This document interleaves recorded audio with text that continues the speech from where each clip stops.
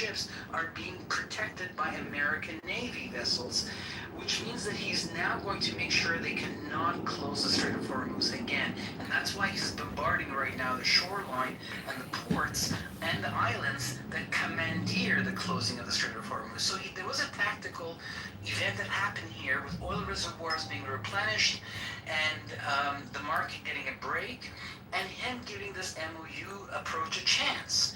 But unfortunately, the way that they play ball doesn't work with the rest of the world order, and so he had to change gears.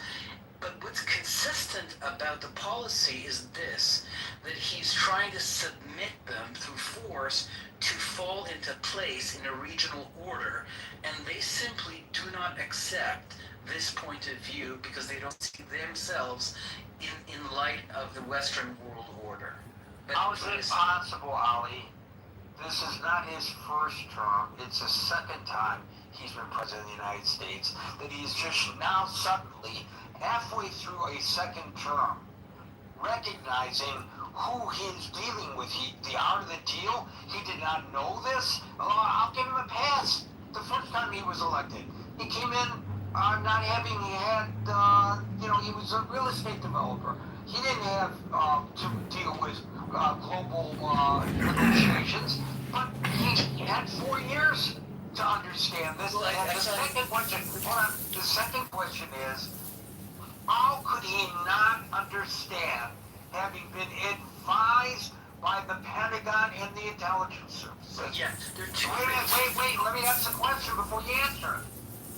How could he not have realized that the choke point on this, the one bargaining chip Iran had, was the Strait of Hormuz, and it comes as a surprise that they shut down the Strait of Hormuz, that with all these naval assets that the United States had in place prior to any military action, they did not take steps to ensure that Iran would not seize and close the Strait of Hormuz?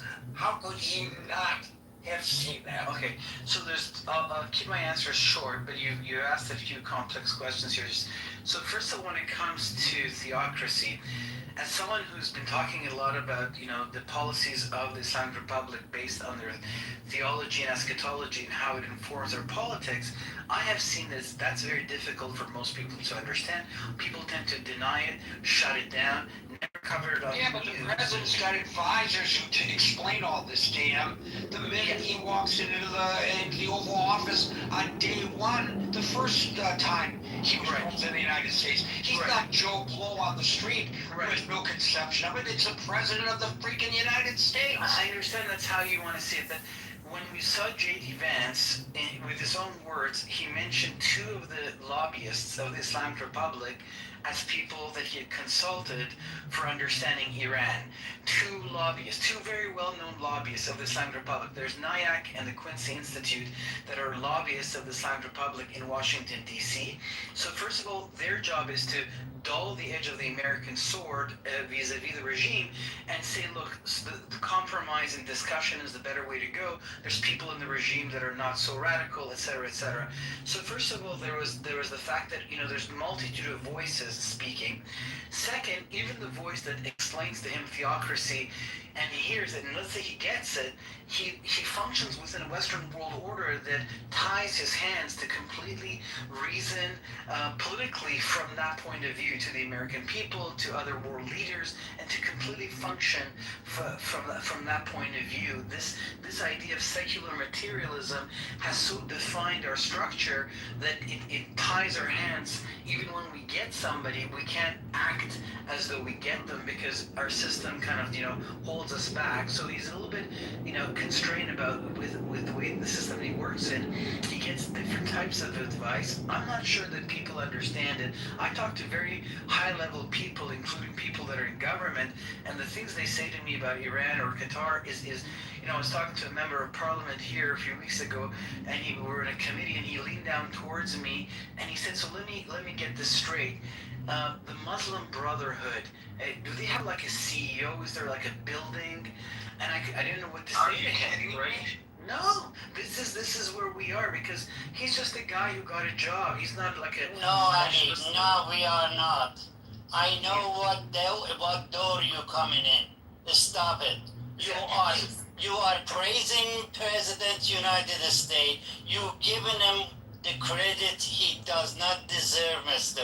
In this situation, we lost, and that's the bottom line is. Don't make this kind. I know where you're coming from. I don't know what you're saying. Wait a minute. I know where the hell you're coming from. One more extra word. You praise this thing. I'm gonna knock you out of this room. I don't know what you're saying, sir. Your game is not working in here. I have no idea. Your what game you're does not work in here. Hear Okay. me out. So- If you don't understand, shut the hell up. Go down. Okay, so here, Jesus for Christ. your final question about the Strait of Hormuz. So to secure the Strait of Hormuz, Right. what was needed? What we did is right. What we did to answer this question. What United States did is right. But it's a benefit of Iran, as you say. I don't know what you're saying. We're not gaining anything. Why don't you understand that? This So the thing United- has been going on for a long time.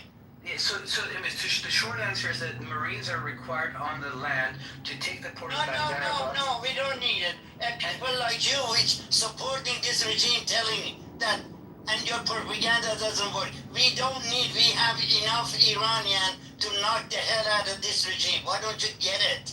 Yeah, no, I get it, sir. I don't support the regime. I'm a very published author against the regime, sir. No, I have you're no not. idea what you're saying. No, you're not. You are. Many people like you telling us you are the supporter people and against this regime, but your action different. You come in. I don't know. You don't know me. I don't know me. I don't appreciate the things you're telling me. No, I don't need to know you. I understand. I You do need listen to know me. You do I need to listen know to me, you sir. long enough. I listen to you long enough. The American Don't public is not insult my intelligence, mister. You're being slanderous, sir. The American public could not, accept the fact that America might enter into another war. So the Strait of Hormuz cannot be secured through naval or air alone. What they have, it's very mountainous. The port of Bandar Abbas, they have put guns everywhere, and you have to literally go with Marines. To So secure this there's position. no way that they could have seen through satellite imagery the laying of the mines, and there was no way they could have interdicted and stopped the laying of the mines without Marines on the ground, boots on the ground. So the mines, in order to remove the mines, they would have had to bring No, about I more didn't say ships. removing the mines. Yeah. I said the laying of the mines. Was this a surprise to the Pentagon? Oh, you know what? We didn't think that they might lay the mines. That's impossible. I'm not in the You know that. Pentagon to know, if they're actually got satellite images watching 24/7 to know, hey, look, they're placing mines. Let's see where they're placing it. But I do know that once the battle started, in order to really open the Strait of Hormuz, the American public didn't have the stomach for the kind of military action that was required. I have to vehemently disagree with that, and you're obfuscating on the question. The question was, how could he not have predicted that this would be the outcome of what he was doing? How could it have been a surprise to him So that the they would have first- done the Strait of Hormuz? Okay, so the first thing he did is that he said to the Lloyd's shipping company, which insures all the oil tankers, that withdrew their insurance right away from the oil tankers and said, because the Strait of Hormuz has been, closed by the IRGC, we're not going to insure these ships. So he came in and said, fine, the United States will insure the insurance company. Right. Does that answer my question? You're talking No. about what he did after it became a fait accompli. My question to you is, how is it possible that this president, who you say is operating strategically, and you discussed the manner in which he was operating strategically, could not have predicted that the Strait of Hormuz would be closed? Right. Well, I mean, I don't have the answer obviously to that question, and also why didn't the Pentagon, war game it beforehand? Why do you ask that question? How do you know the Pentagon didn't war game it? He's the commander in chief. He has to tell them what to do and what not to do. I think I have a little bit. I know that it was a little bit of a crass challenge to you by Alan, but I have to show some sympathy to the position that Alan is articulating here. And what is that position? You're obfuscating on the question. Well, You're obfuscating on the question, and I'm not going to.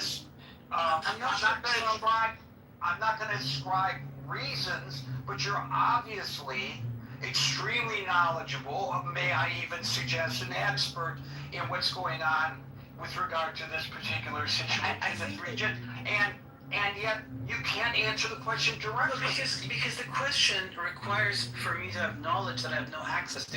How can I possibly know? You have access to understanding why he did all the other things that you complimented. With the passage of time, you can analyze policy. His policy has been consistent from before the 12-day war. It's been reported, and you know it's been reported because you follow this very closely by reputable sources that the Pentagon and the CIA and the DIA and probably the Mossad, if not directly, at least indirectly, told the president, warned the president that the first thing that Iran would do is secure the Strait of Hormuz and stop shipping. If that had been prevented, they wouldn't have all this objection to the war, because you know, as well as I know, that the main reason Americans can't stomach this has nothing to do with the fact that we have military assets over there, because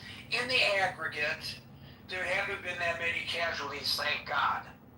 Yeah. The reason they can't stomach it is because they can't stomach the Karens that we all are, the price of fuel at the pump. No, that's true. So that could have been obviated in advance had they secured control of the Strait of Hormuz. And so I will ask you one final time, how could he not have seen that when his advisors have told him that that's exactly what the counter move would be by Iran? Okay, so I can only answer you in this way. After the Strait of Hormuz was compromised, I attended a lot of meetings by military people explaining to me how can they open the Strait of Hormuz back up again. Right. Again, you're obfuscating. So we're going to move on. I didn't ask you how can we reopen the Strait of Hormuz. I've been clear, I think, 4 times, I believe, in asking the question, if it's so strategic what he was doing, as you suggest, and that's a fair argument to be made, how could he not have anticipated that this would be the logical outcome of the move? And he didn't answer that. And I think I have to kind of understand Alan's point of view. There's got to be a reason why somebody who's knowledgeable on this issue can't answer the question directly. Just answer the question directly. It's not a question of whether I agree or disagree with your answer. I'm trying to understand that question, and I think you're in a position to explain it to us, but you're not. And so I become questioning as well of your motivation. Why don't you explain this to people when it's asked directly? I don't get it. But maybe you're thinking about running for office because none of those guys answer their questions asked directly either. Murad, followed by Amir. Well, Gary, let's get to the point. Gary, that's a good question. Is the ceasefire over or not? From the first moment the U.S.-Iran Memorandum of Understanding was signed, my compatriots abroad were beating the drums of despair, but I still counted on Trump and his thinking team, because Trump himself considers the Islamic Republic an existential threat to the United States.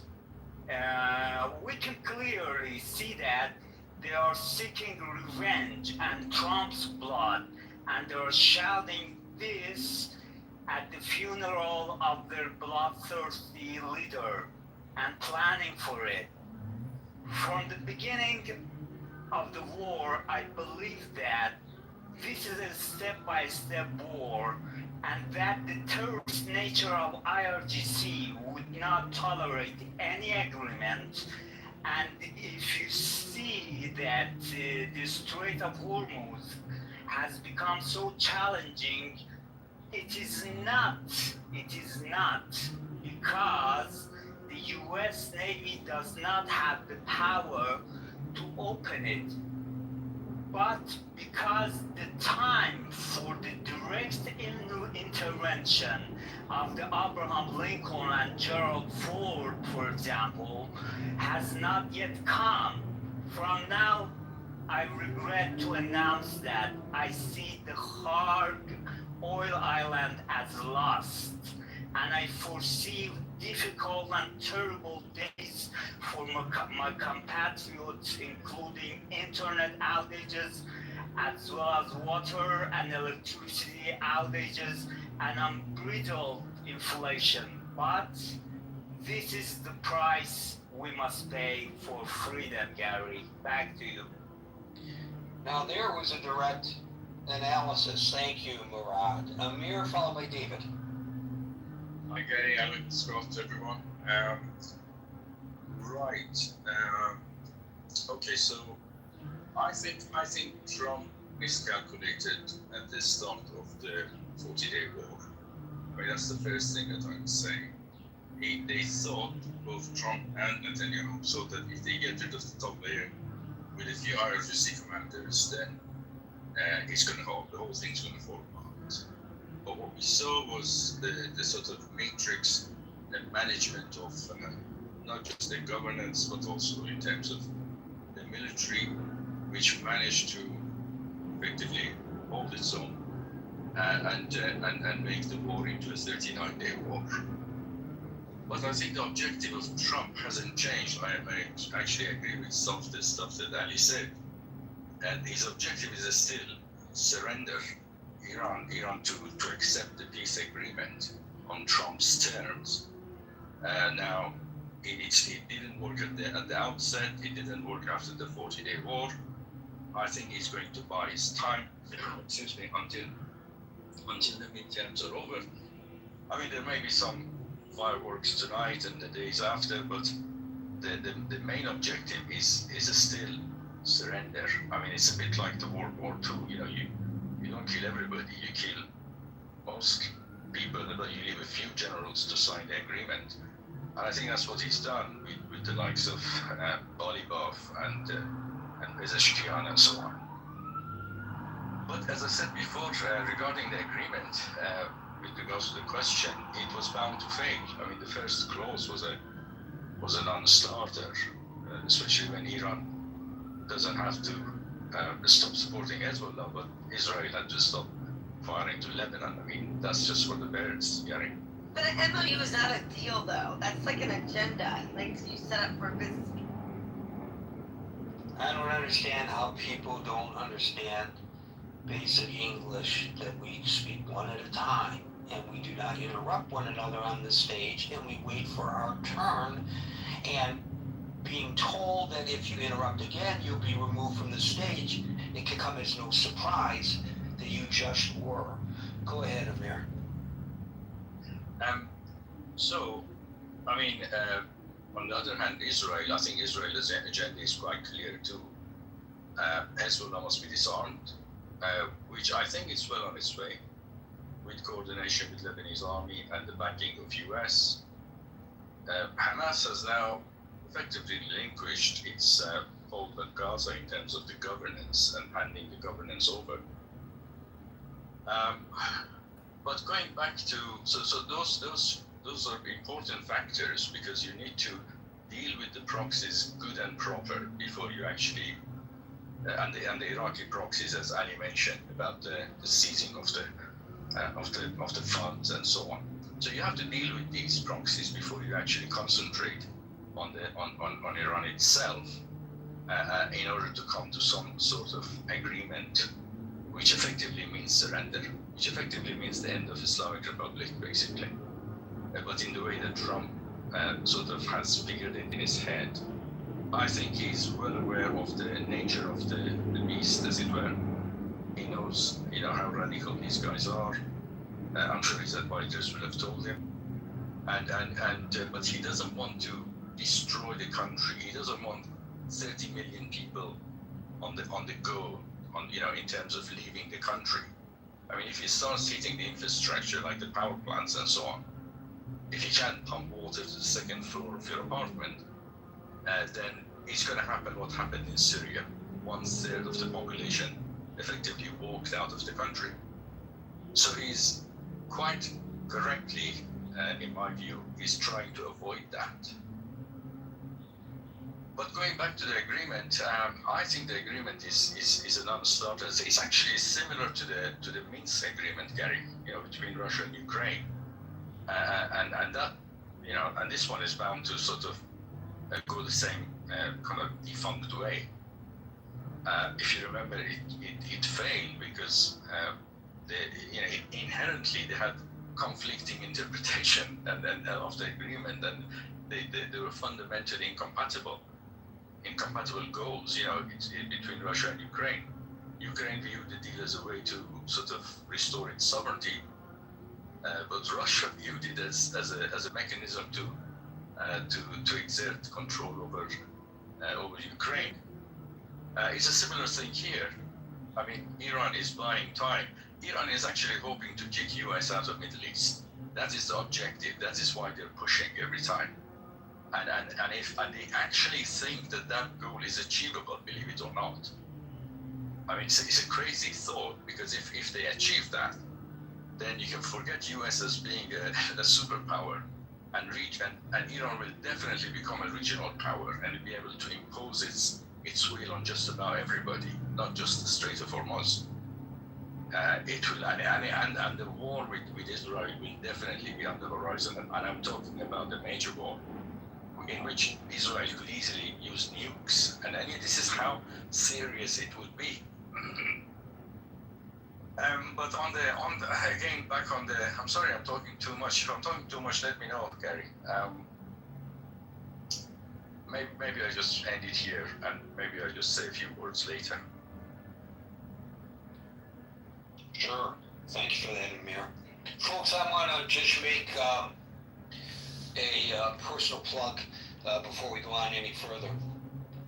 I wrote a very heartful piece in my Substack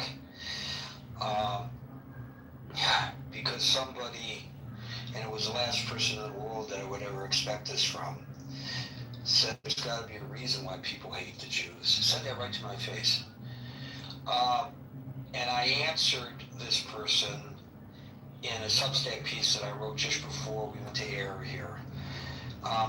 So if you go back up to the main chat, you will see, if you scroll back a little bit, a link that I put in about half an hour before we started. I think I put that link in at about just before we started, maybe even about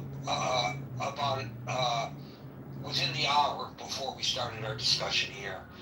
And I appreciate it if you would read it. It's very short. Comment. And geez, I'd appreciate if more people would subscribe to my Substack. It's a free subscription. It's obviously an issue that's very personal to me, but the interaction, I think, is reflective of an influence that's being perpetrated on a lot of people. And I may be wrong in my observation, and I love your collective feedback to that. So take a look at it if you would, please. I'd appreciate it. Thank you, Amir. We'll go to David, followed by Agent.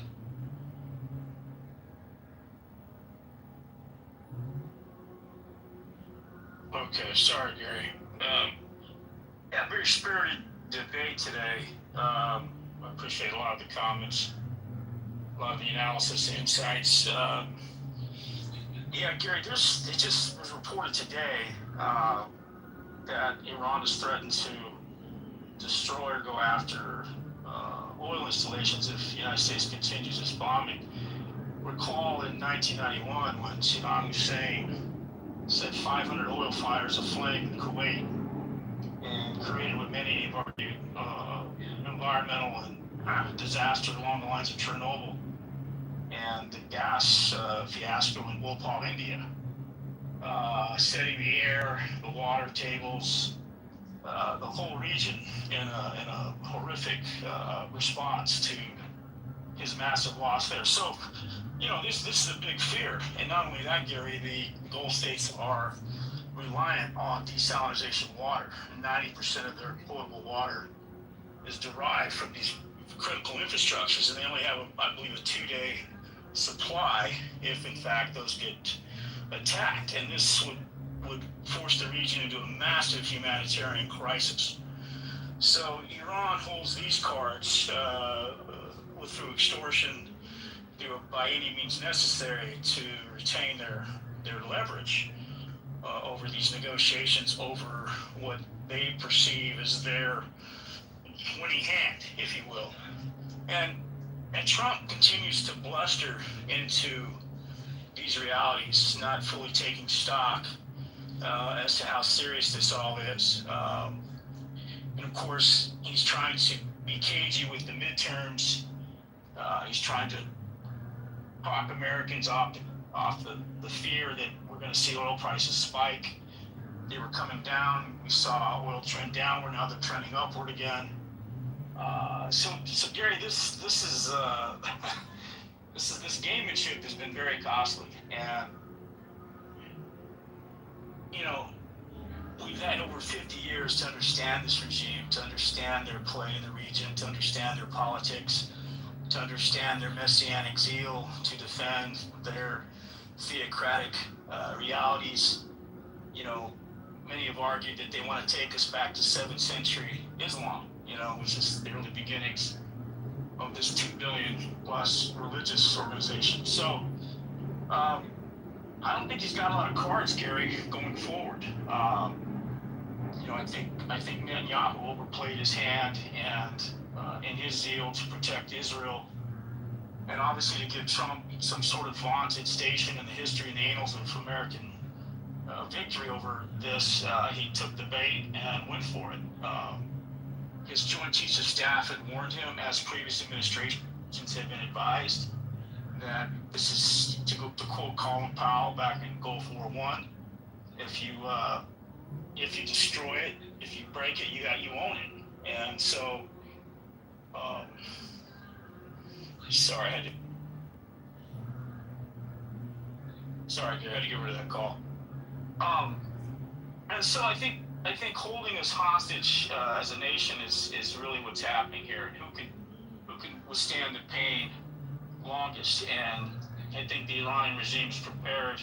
I mean, hell, we don't even know who's running the show right now. We know that the son of the deceased leader is now in charge supposedly, but many have argued that his military is running the show. So it's hard to know who's negotiating. There was a groundswell of support for the deceased Ayatollah in the streets of Tehran and elsewhere. Many have argued that it was a combination of sympathies with regard to religious fealty, to rallying behind the flag, to outright support for the guy. And of course, there are probably millions more that were anti-regime and afraid to come out and obviously stayed at home. So a lot to consider going forward. And Gary, we're at the mercy of a president who doesn't articulate his message as well. On the one hand, he's calling them scum. Previously, during negotiations, he was calling them smart people, smart negotiators. We saw how he went to the NATO summit in Turkey and called out our allies with some level of massive level of disrespect. And then, of course, he wrapped it all up in a bow and said, things are great. So apparently the NATO alliance is holding, irrespective of the rhetoric that's coming out of his mouth. But, he's leaving us in a lurch, Gary. He's really leaving us second-guessing. And I'm sure the powers that be, the oil companies, the insurance companies, everybody's on a speed dial into Trump. I'm sure they're getting information that isn't necessarily readily available to the average American. But Gary, I want to just say that your commentary is absent the realities of what really has to happen here. I think the nations around the world, as smart as they are, having their own levels of, particularly our NATO allies, having their own level of cadre of specialists and diplomats and experts in the field of geopolitics, understand the cost, the heavy burden that has to be lifted to take out the regime. And we're sort of dancing around the fact that young men, young women are going to have to risk their lives to try to attempt to take this regime out. And that's not something I don't think President Trump is prepared to do. And for that, I respect the man for cautiously navigating these dangerous waters with regard to the lives of our men and women. And at some point, we may have to pull the trigger on that front. But unless the rest of the world who benefits from cheap oil prices, from stability, are also willing to put their men and women on the line, I don't think we go it alone. And I'll land there. Well, it's hard to get NATO to embrace, or any of our other allies to embrace this action, no matter how serious they believe it ought to be, when you have a president who is consistently attacking NATO. Why would they form a coalition of the willing? They wouldn't. Now, one can argue that the president has been very successful through the manner in which he has been broaching the issue of NATO contributions to get them to step up to the plate and not be fully dependent upon the United States for their defense. And they did it pretty damn rapidly. Give them credit. And they're doing it now very rapidly. And we saw that at the NATO summit, reflected at the NATO summit with the announcement of the massive purchase of military equipment that these nations didn't have to purchase in the past because they were reliant on the United States to protect them. So there's a success, perhaps, based on that tactic, but a lack of corresponding support for the United States. If your argument is, well, none of these other countries are willing to go and expend blood to ensure the freedom of the world, which is threatened very directly by the Islamic Republic of Iran. Well, but Gary, keep in mind that Europe has Russia on its doorstep. There's talk that Putin's exploring a possibility of entering into Poland. And so, had we not had this 5-year drawn-out World War I type ground bloodbath between Ukraine and Russia, I think NATO would have been more on board with assisting us in this endeavor. But I think they've got bigger fish to fry with Putin talking about coming into Poland. If the President of the United States, when Europe is actually under the first real duress they've had since the Nazis, if the President of the United States, and the United States is supposedly the head of NATO, says, hey, we're going to hang you out to dry, it's up to you to defend yourself, why would they take the time to say in turn, well, we'll help you with regard to Iran? No, they don't mind seeing Trump hanging out to dry the way he is. I'm sure of it. They weren't, he said today, in NATO, I went there and there was a lot of love in the room for the United States.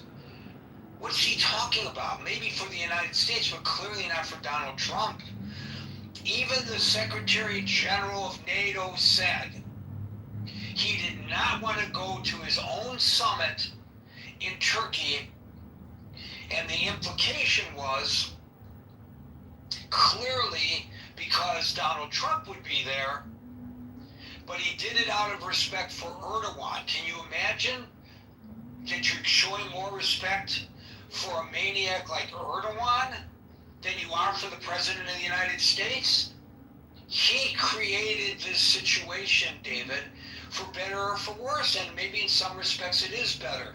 But with regard to trying to get our natural, consistent allies in Europe to step up to the plate and show support for the efforts in the Middle East, only if they're forced to do it, which now some of them feel that they have to do a little bit in order to keep the oil flowing.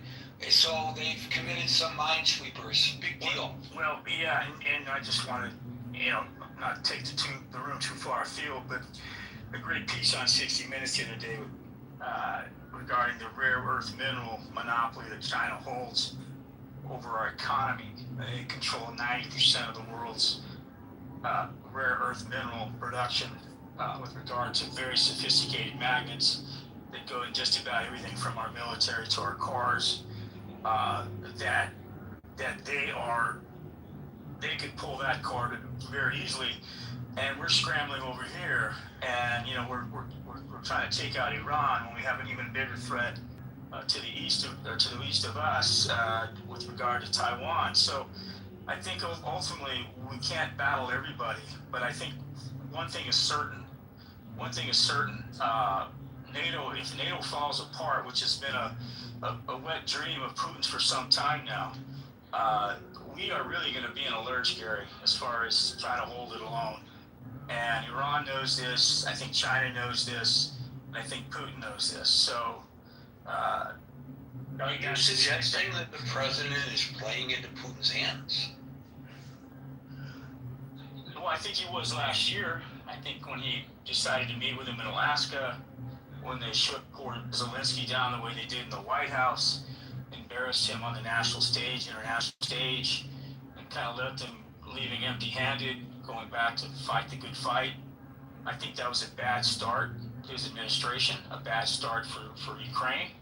And now Trump thought he was backing a winner. He likes to back winners. And now Ukraine is punching above their weight with this asymmetrical warfare.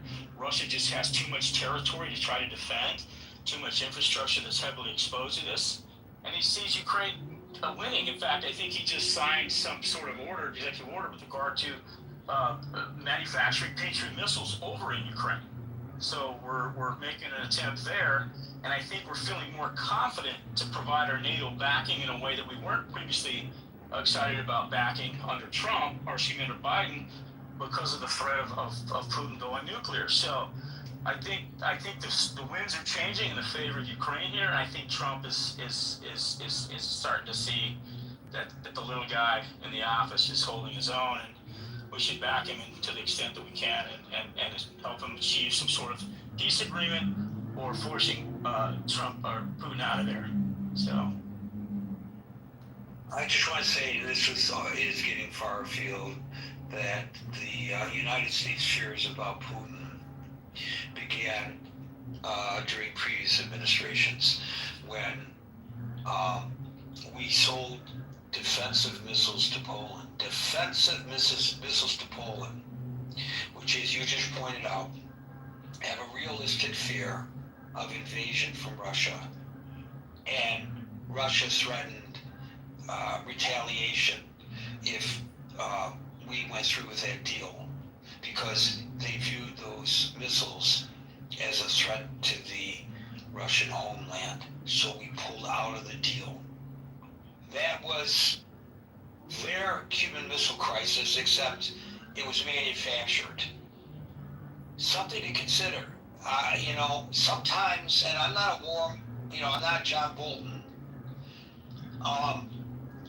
by any stretch of the imagination, but sometimes you have to stand up to the bully. When my children were kids, and by the way, this went against school policy, and I had a child who was suspended because she followed my advice, not that dictated by the school, and stood up to bullies and my son previously stood up in another school to police against the policy. Sometimes you have to do that. And by the way, when my daughter got suspended, I rewarded her for it. What terrible parenting by me. You, what? You rewarded your child for getting suspended from school? We're going to have to call social services on you. David, followed by Daniel.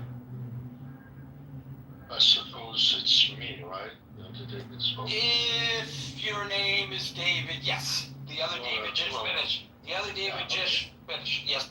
This one, okay. Thank you for, it's good to be back in your room.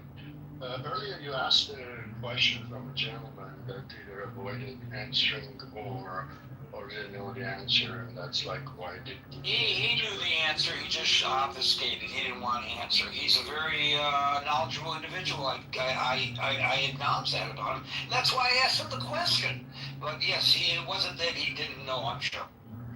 You might want to repeat the question really quick, because I have my own answer, just in case. Well, I asked him how was it that the president did not anticipate that the logical response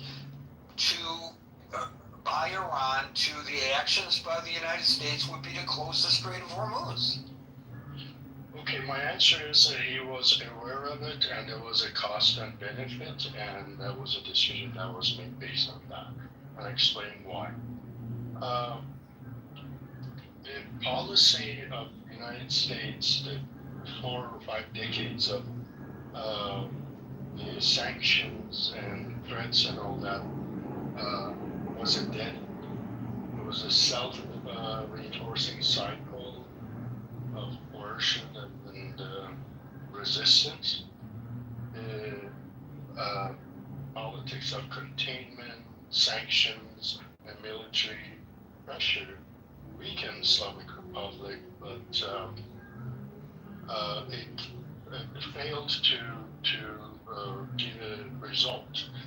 And the reason was that the Islamic Republic, first of all, when it came to economy, created an economy of resistance instead of economy of development. By that I mean just the basics that the country needs, and that's basically it. And Khomeini, the former leader, all the time, every year discussed that and brought up that that's the plan, the resistance economy. Resistance economy circumvented the sanctions, and there is like 2 economies in the world: the economy of the underground economy, where there is drugs, there's weapons, there's human trafficking, there's drug, and all that, and just resorted to that. And it's a very successful economy too, if you go that way. And that's what they did. And also all the oil that they were still, no matter what, through China, etc., they were selling, even at discount, but it just comes out of the ground and then it's free. And they created their own leverage and also the proxies, etc. And this 4 or 5 decades, they didn't get it. It was just a matter of just keeping the status quo or doing something about it. And October 7th, I think, was a turning point that eventually came to the thing that something has to be done about it. Obviously, it doesn't happen overnight. So the United States had 3 choices. The first one was just status quo that I just mentioned, that was just a dead end. The other option was to attack with boots on the ground. That's about 500,000 Americans that today there is no appetite for it. That American kids go on a foreign land, and the results that we've seen in Afghanistan, Iraq, etc., all from Vietnam all the way on, except 1 or 2 cases, it was a disaster. So those 2 were out of the picture, still is, as far as I'm concerned. The third one was exactly what President Trump did, to get rid of as much leaders as possible get rid of as much as possible their nuclear capacity as well as their defense mechanism. And then hoping, as you said, that the new leadership would get into some MOU and then later agreements. Well, that hasn't happened, and despite promises and hopes, that hasn't happened. So what, I'm getting to the end of the conclusion, what President Trump kept mentioning and continuing to threaten the leaders is that I will get rid of all your infrastructure. And why does he say that? Because the resistance economy needs that infrastructure. So if the leftover leadership, doesn't come on board, he has two choices and he will continue doing that. Get rid of more leadership levels, it's like peeling an onion, like it's been told, as well as destroying even more of infrastructure. So the asset that they have, which is the resistance economy, will no longer work, plus the complete closure of the Strait of Hormuz on them to prevent it ascending to China. Our last benefit is that although the U.S. is less dependent on the oil, it affected everything, but always notice what President Trump says, he controls the market. The Europeans eventually have to do something about it too. So that helps his goal of containing or changing the regime, or at least the behavior of the regime. And that's why he did what he's doing and sort of continuing that. Oh, wait a minute. You're arguing that it was strategic and expected and in his favor that the Strait of Hormuz was closed for a varying number of reasons that you just articulated, that in the long run, it is a positive move in terms of getting to codify this and make it extremely simple, getting all these other nations that are equally or even greater affected by the impediment to get oil to them to step up to the plate. Correct. War is not the first choice, but sometimes it's unavoidable. But it is what kind of war, and that the cost and benefit. There's always a cost and benefit with the war, and that's the path that has been chosen. And if you notice, the MOU was signed at G7 in front of the leaders of the free world. They all clapped. So he did what they were expecting or they were asking for. Yesterday he was at the NATO was done at the neighboring country of Iran, and then this attack was done after Iran attacked 3 ships. And so this is all, I think, is planned. And also everything that Europeans are asking for one way or another is being done, to the extent that even in the US they're saying, oh, you gave them everything. And he did give a lot of things. It wasn't much that he gave. The things that was taken away was being offered back if they behaved, but they haven't behaved. So I think it's a calculated move. There is a cost, but there is a benefit after 40 years that they have to do something about. You reckon then, so given your scenario that you articulated, David, do you reckon that he anticipated the domestic squeeze that would be placed upon him as we approach the midterm elections as a result of the Strait of Hormuz being closed? Yes, I think that Congress was a lost case, and it's about Senate. And what's going to happen with the Senate? Some may leave, but those are the ones who sometimes vote one way or another, but the ones who are going to stay are solid supporters of it. He's not that worried about that. In a way, that election, as far as Trump is concerned, is not an issue. As you see, it doesn't mean that concern. It's the presidential election and all that, and what the results will be. It's all cost and benefit. It's very interesting analysis. I appreciate you participating today, because that's an angle I have not heard anybody articulate So I haven't been able to really consider it until now. Thank you, David. Just before I get to Daniel, I want to say there are folks whose hands have been up. I have not ignored you. I've invited all of you to the stage repeatedly, and either you don't see it or you aren't getting the invite to the stage because of some kind of a clubhouse issue. And I think that in at least one case, Les actually left the room and came back and tried again, and that didn't seem to work.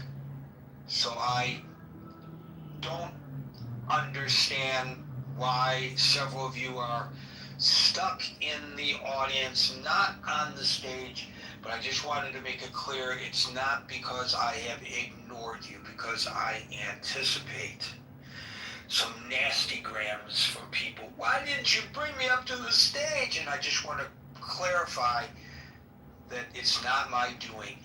Daniel, followed by Enrique. Thank you for having a great room, Gary. I had something to say to both Davids, actually.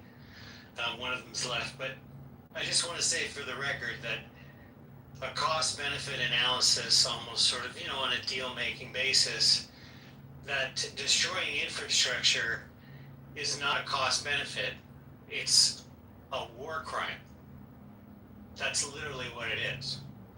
And I think that it is interesting that this whole Iran episode showed off to the world what I happen to know was already going on because I do business with people in Ukraine, that Ukraine had developed this whole industry of modern warfare, that now all the Gulf states are bringing experts in from Ukraine to show them, how to defend themselves against Iran. So it's risen since we were talking about Ukraine turning the tide before when the other David was here. I just wanted to support that I think very much, even before they started taking back land, Ukraine started turning more than 6 months ago. But as far as what I'd like to say about the idea that their strategy, I think the idea of the second David, that there's some long-term strategy here, would take a pretty big bet. But the idea that we have to talk about it as a long-term strategy means we recognize that in the short term, it's harming the entire world. That's a fact. In economic measures, in human outcome measures, and for what benefit? Like, was there even a selfish benefit to the United States right now out of what has been engaged in? Never mind if you even remove the costs of blood and treasure as well. What has actually been accomplished that you didn't already have with the Obama deal, which took a couple of years and a whole administration, to get to that level, and that had the agreement of a bunch of countries, not just America, let's not forget, where Trump is complaining on the world stage that he has no support because he has no idea what it is to build an international set of relations. Those are a threat to him. He's only interested in the individual authoritarians he can deal with, because he can't apparently, I'm just looking at it objectively, ever seem to create real coalition. So as far as the Iran thing is concerned, I'll just land my plane on this thought, which is including Ukraine, including Russia going into Ukraine, including America trying to take out Iran, which has made it stronger economically and in every way. Since 1900, I'm going to ask you, since 1900, is there any case we can point to where the aggressor has really won anything? I can't find it. I guess one would have to define what is winning, And what's an aggressor too, right? Yeah, I guess, and what's an aggressor too? That's a difficult one to, I think perhaps you're saying when it comes to wars, that hasn't occurred. I don't know whether that's true or not. I'm not qualified to answer that question.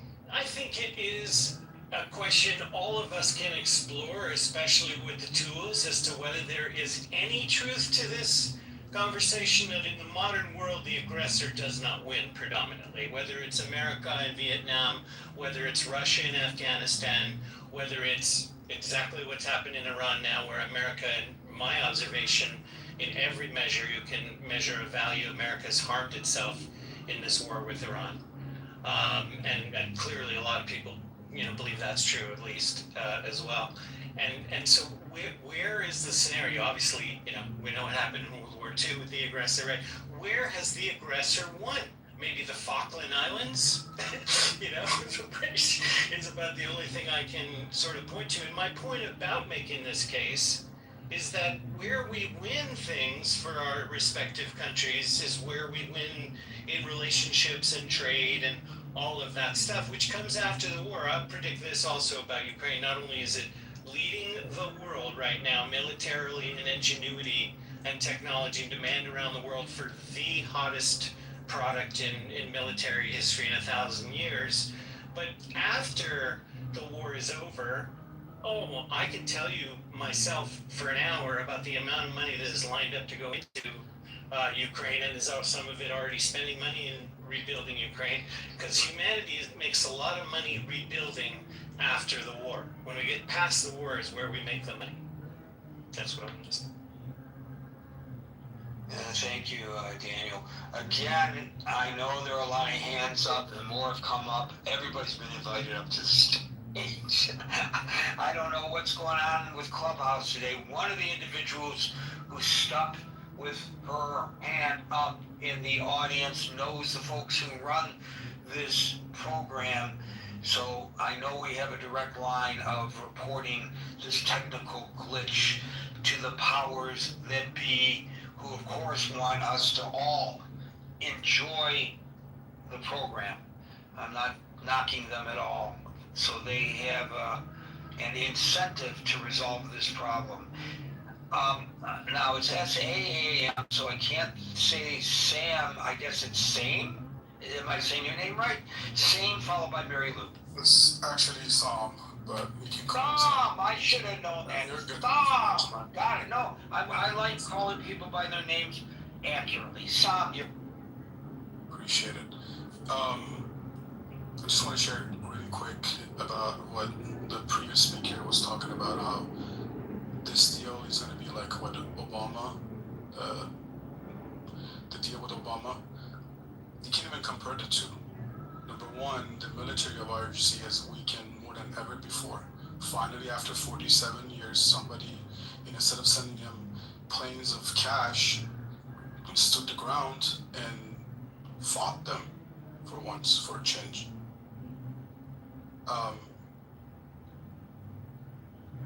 Anyways, so that's number one. And I think he's done so far. And this is not done yet. And when he says ceasefire, the actually title of the room, it's a memorandum of understanding which they broke. IRGC did. They're the one who started this, right? And that cancels it, and no obligations whatsoever. So I think the war is back. So we don't know what's going to happen yet. Some people talk as if it's done, like this is it, we're out, everything's back to normal. If he doesn't finish the job, even if he doesn't finish the job to this point, IRGC has been weakened than any time the past 47 years, more than any time. This is the weakest that they've ever been. So that by itself, it's a win.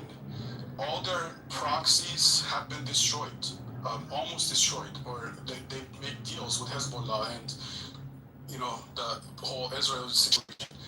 So they're gone weakened. That's all I was going to say. Appreciate it. Thank you. Thank you, Sam. And we'll go to Amir. Again, Gary, I actually came up to test this idea that you wouldn't accept the invitation. But now that I'm up, I'll just say just a couple of words about the MOU. You've heard this old story about a guy in Kentucky who sells his horse for $100. Well, you may have heard it. And they go to him and they say, well, why did you sell your horse for $100? And he says, well, my horse was lame, it was worthless. So they go to the buyer and they say to him, you poor bugger, you bought a lame lamed horse. And the guy says, actually, the horse is fine. He has a nail in his leg when I didn't want to lame. He'll be just fine. So they go back to the seller and say, you idiot, you sold the horse. This horse is fine. It's limping because of a nail in his foot. And the guy says, actually, the horse is lame. I put a nail in his foot so that the buyer would think it's limping because of the nail. So they go back to the buyer and they say, you've been had me. The horse is actually lame. The dude put a nail in his foot to fool you. And the buyer says, well, my $100 bill was fake anyway. So that's the moral of the story, if you ask me, for this signed MOU between US and Iran. Well, the president, before the United States attacked Iran following the attack on the shipping, the president called the ceasefire a waste of time. I mean, how are we supposed to judge what the hell is going on? And you're probably right. Everybody is holding counterfeit bills in their hands. And it's all one flim-flam artist dealing with another flim-flam artist. And who suffers? Okay, Gary expresses his frustration in the critical thinking forum, but that's not real suffering. The people who are suffering through all this are the people of Iran primarily and the people of Israel. They're suffering as a result of this inconsistency, this whirlwind. I don't have opportunity right now, for obvious reasons, to talk to anybody in Iran. I actually, as Alan can attest, there was a time when I had direct communications with people in Iran. I cannot reinstate them now.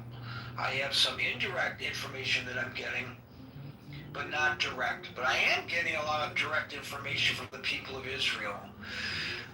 This is taking a psychological toll on the people of Israel, all of this. They have no idea where they stand. I think the people of Iran and the people of Israel both were, in general, very happy when the United States, thanks to President Trump, took decisive action with regard to this terroristic regime in Iran. There was a unification there of the populaces. It was that proper, is it populaces or is it populi when you talk about two populaces? I don't know, but you get what I'm saying. There was a unification there. And now there's nothing but confusion, Amir. Yeah, I 100%. I think everybody is suffering. There's no doubt about it. And the people in Israel and the people in Iran are suffering much more than the people suffer at the pump in the Western world, if you like. But I think this was on the horizon. I think it was inevitable. There was a timeline that this would be happening. If it had happened sooner, it would have been better, rather than sort of appeasing, which as Obama did, with tons of cash. If it was done earlier, then it would have been easier. But the nature of the beast is now what we're facing, and I think it needs to be dealt with. I actually think that Iran is somewhat snookered here, more so than anyone else. You cannot help Hezbollah. Israel and Lebanon are squeezing Hezbollah dry of weapons and resources and destroying underground tunnels. And they're sort of stopping Iran's support, which is, which was through flights delivering funds and weapons. That corridor through Syria is now completely blocked by land and by air. So it seems to me that, as I said, it's probably the midterm is an important one, because if Trump loses the midterms, then basically he's a lame duck president for the rest of the time. But if he wins it, and he knows that, this is his last term anyway, then that kind of gives him a free hand to do what he wants. And I think we need to judge him after the midterm and not with what's been going on up to now, which is effectively buying time and trying to sort of manage the market, to control the price of oil and everything else. So that's what's happening at the moment. But don't forget on the last point, don't forget the huge struggle, the internal fighting that's going on in Iran. And this is going to peak as we move towards September, because the fighting is really over just about everything. And the Pezeshkian, Alibov, and LRG team are effectively marginalized at the moment. Unless someone like Alibov does a sort of a mini coup d'etat and gets hold of the system overall, and then makes a deal with Trump, and this is going to sort of push Iran towards an internal collapse, which is going to be much easier to deal with in the eyes of Trump after the midterm. And that's my summary of it. Amir, I want to throw another thing into this one bit of information that heretofore hasn't been discussed. Seymour Hersh has written today, and he gets the nail on the head a lot, and sometimes he misses. But what he reports today is, and I'm going to quote him directly, the U.S. and Israeli intelligence communities have recently learned that Iran's supposedly existential threat to Israel in the West, its underground supply of partially enriched uranium, has degraded while in underground storage. 2 of the 3 Iranian nuclear storage depots at Fordo and Isfahan are hot. That is, filled with radioactivity from what clearly has been significant degradation of the storage containers Iran had used for the keep saving of Iran's hope. This is a mistake in editing on his part. Hope of, I think he started to write keeping and then changed it to saving. The saving of Iran's hope of eventually upgrading the stored material to weapons level and becoming another player in the nuclear world. I've been told by sources close to U.S. and Israeli intelligence that a recent inspection of the underground storage areas led to the death of at least 2 Iranian technicians. They may have been members of the Iranian military who were exposed to high levels of radioactivity. Again, I don't know the veracity of this, but I don't think he just, is writing a novel, so he believes that what he is writing is accurate. They may be in worse shape, the regime that is, than we had anticipated before. Sant, I think that is the case. I mean, I'm not a nuclear physicist, so I couldn't make comment on the degradation of the nuclear material. But if that is the case, I don't think, even if that is the case, that's going to be enough for Netanyahu and Trump to be satisfied. They need to get hold of that material, one way or the other, whether it's decaying or not. They need to close the enrichment facilities, because that obviously opens the path for developing this material in the future. So those 2 are non-negotiable, and so they need someone in charge to be able to have a deal with that. And once you take those 2 out of the equation, you effectively got rid of what we know Islamic Republic as, because then the main card, the winning card, is out of their hand, effectively. If this information is accurate, then main card only is out of their hand, to use your phraseology, if people are aware of it. Right? So if people are not aware of this information, if it's accurate, it doesn't even matter whether they really have the nuclear capabilities. If people think they do, they still have the upper hand. I think. something to consider. Thanks, Amir.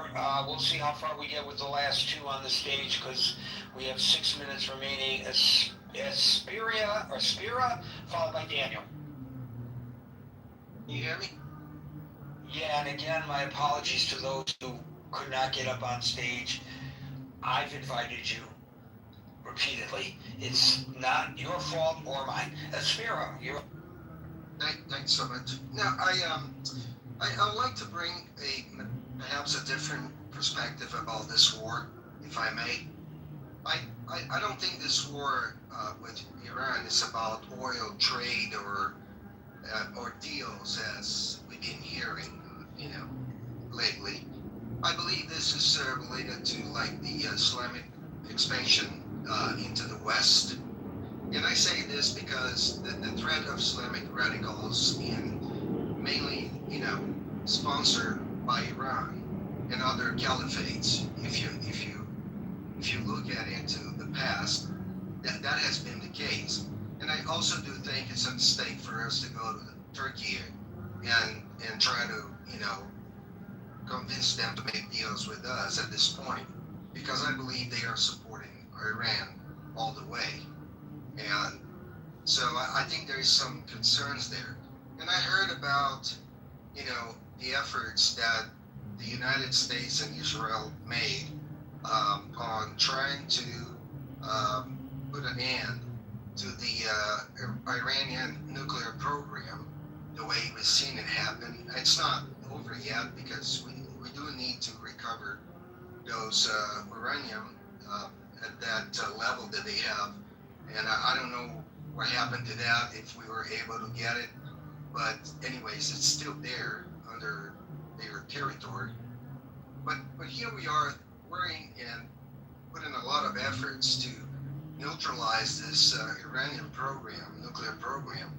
But we are not concerning right now with what's happening in England and France, which are two nuclear powers, where there's a lot of people, radicals, that are also running for office there. And I keep imagining what would be a world with those folks putting their hands around those nuclear codes, for the British nuclear codes and the French nuclear codes. Those are the two nuclear powers of Europe, where we're seeing what's happening in that scenario. So I'm really concerned about this expansion. I'm really concerned about, I'm glad that the war is not over yet at this point. I think it's important that we continue, to push on this until this regime, it's over. And then we can, really support the Iranian people with what they deserve and bring their own way of selecting their leaders and so forth. But that's the point. That's what I would like to bring is this a different approach, different thoughts about why it is important not to stop now, why it is important to try to really, finish with this regime. I'm sure that if there is any remaining folks from this regime, they're gonna cross the border into Turkey. And I think, they are all interconnected, interrelated. And I think this is another aspect that we need to consider and see. And also the last point I want to make, I do believe this time that we are back into this scenario with Iran. I think there might be a possibility for a coalition with some Gulf states, which are like Saudi Arabia, maybe others, who are really concerned about what Iran capability is today. Well, the Canadians have been firing rockets into those countries.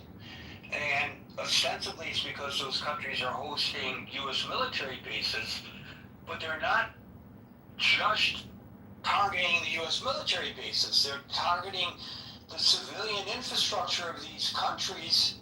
Bahrain last night,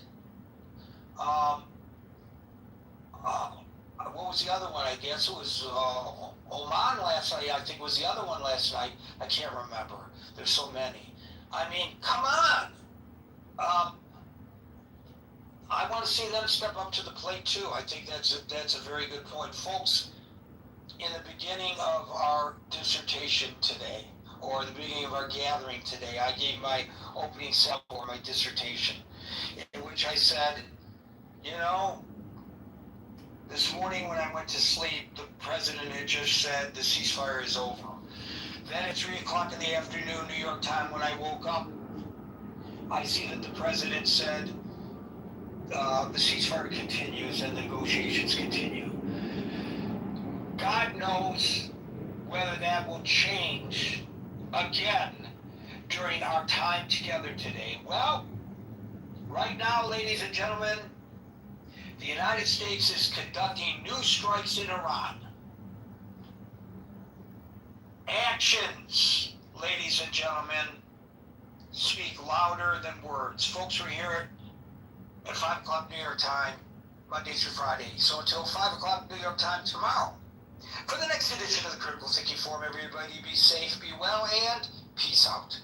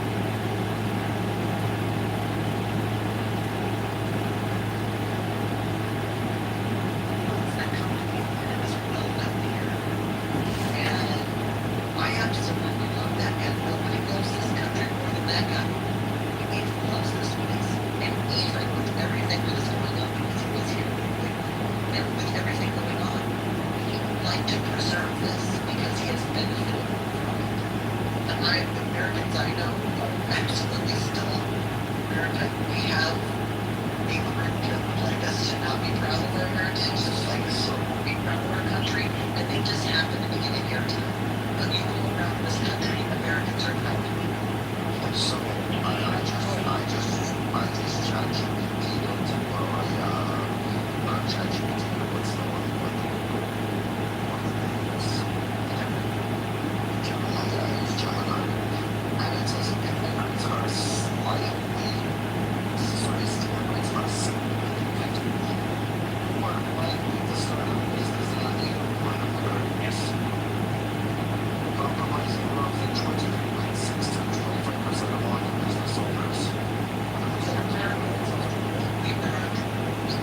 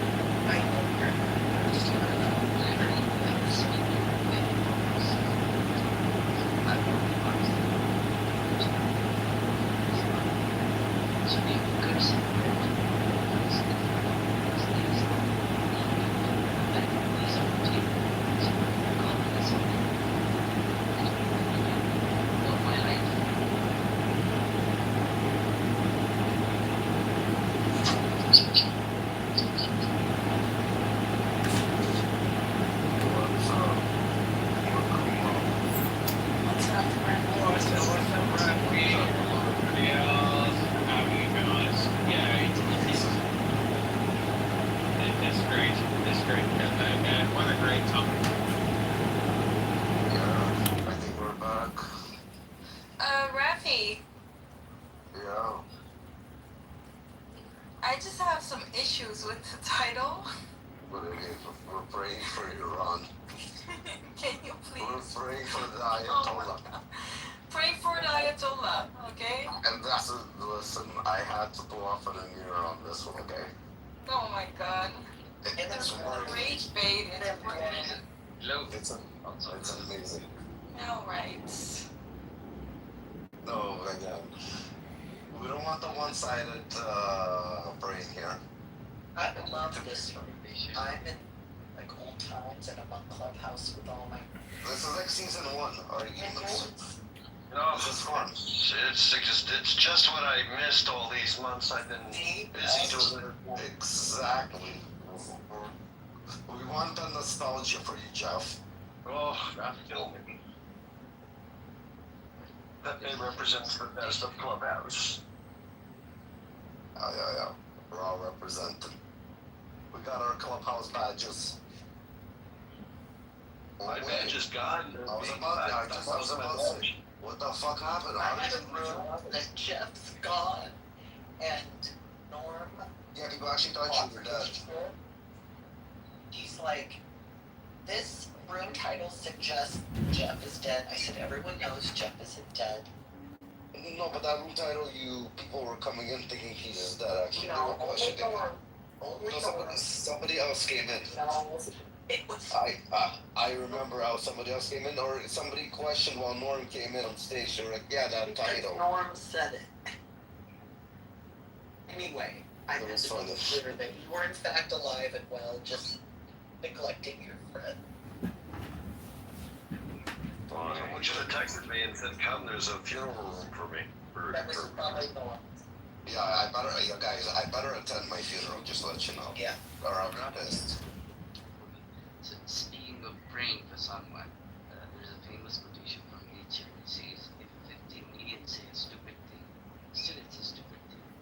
I'm not referring to any recent violence at the police. As well as, as I said, deterioration in. But Khomeini stole that, right? Khomeini. We talk about tribalism, but I think one of the biggest things Is he? precisely that we I don't know. don't What brain for him go? I know something better we could do. anymore. We're We're gonna have a communal break. deterioration. No, I know something better we could do for him, Rafi. What can we do for him? There's no sense Yeah.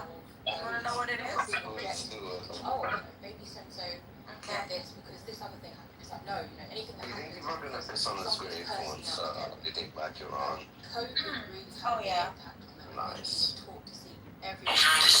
Is it? Rafi, I'm not quite sure if there is a body inside of that coffin. Man, impossible. After that huge bomb, you can't. All left is a powder. Impossible. You know, they're playing the people. I think they bury bits of him and his son together on top of each other.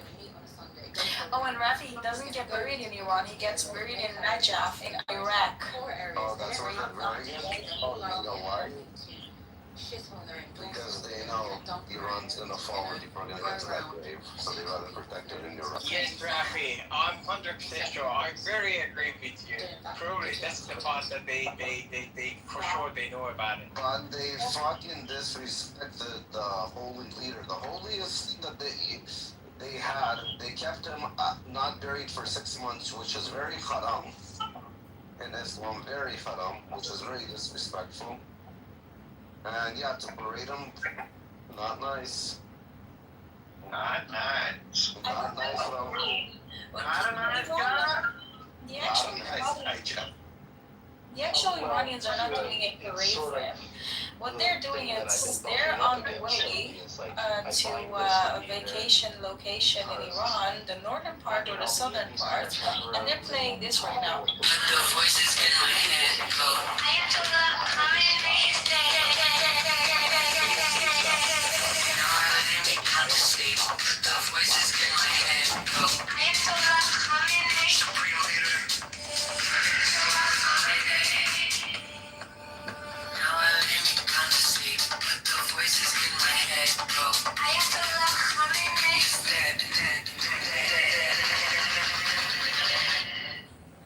I like it really good.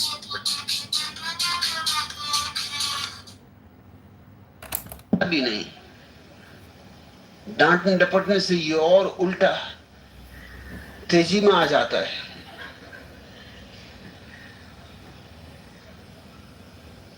अगर इस पर गुस्सा हो जाओ तो ये कहता है कि ये कैसा महात्मापन है कि बस जरा से में गुस्सा आ गया। और अभी समझा रहे थे अक्रोध, और भूल ही गए और खुद ही क्रोध में आ गए। और अभी कह रहे थे कि मनुष्य को जल में कमलवत रहना चाहिए, और अब क्या हुआ, जरा चाबी घुमाई कि भूल ही गए कि जल में कमलवत रहना, एकदम डुबकी मार गए जल में। ये कुछ ना कुछ गड़बड़ करता है। तो वो मेरे पिता को खबर भेज देते थे कि महात्मा आए आज हमारे घर में, तुम्हारे बेटे को पता ना चले। मगर मैं उनके घर के सामने से दिन में 2 दफे निकलता ही था। और उनकी पत्नी महात्माओं के खिलाफ थी, स्वभाव था, क्योंकि उसको इनकी सेवा करते करते थक मरी थी वो। और एक से एक मूढ़ों की सेवा उसको करते करते, तो अगर मुझे पता भी न चले, उनकी पत्नी खबर भिजवा दे कि बेटा तू आ जाना, लगा दे इसको ठिकाने, क्योंकि मैं तो कुछ कर नहीं सकती, क्योंकि वो पतिदेव के पीछे।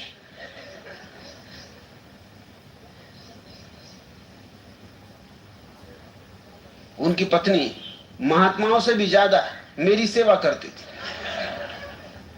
मालपुए खिलाती, ये करती थी। बिल्कुल ठिकाने लगा दे इस महात्मा को, ऐसा ठिकाने लगाओ कि कभी आए नहीं वापस। तो मैं भी उनसे कहता कि मैं क्या करूं, मुझे तो पता ही नहीं था, संदेश आपके घर से ही मिला है। वो कहते कि भेजा होगा मेरी पत्नी ने, मैं जानता हूं उसको, वो तेरे पक्ष में। वो क्यों तेरे पक्ष में, वो भी मैं जानता हूं। वो मुझसे बदला ले रही तेरे द्वारा। मैंने कहा तुम अपने महात्माओं को क्यों नहीं कहते कि जवाब क्यों नहीं देते? सत्संग का मतलब ही यह है कि जवाब दे दो। और मैं कोई कठिन सवाल नहीं पूछता, सीधे साधे सवाल पूछता हूं। अब एक महात्मा समझा रहे थे कि रामचंद्र जी सोने के हिरण के पीछे भागे और तभी रावण आया और सीता को चुरा ले गया। मैंने कहा ठहरो, तुमने रामचंद्र जी को इतना बुद्धू समझा है? उनको भी इतनी अकल नहीं। गधे से गधे आदमी को ये अकल होती है। अगर मुझे भी, मैं निपट गंवा हूं समझो, मुझे भी अगर सोने का हिरण दिखाई पड़े तो मैं मानूंगा नहीं कि सच्चाई हो सकती। हिरण कहीं सोने के होते?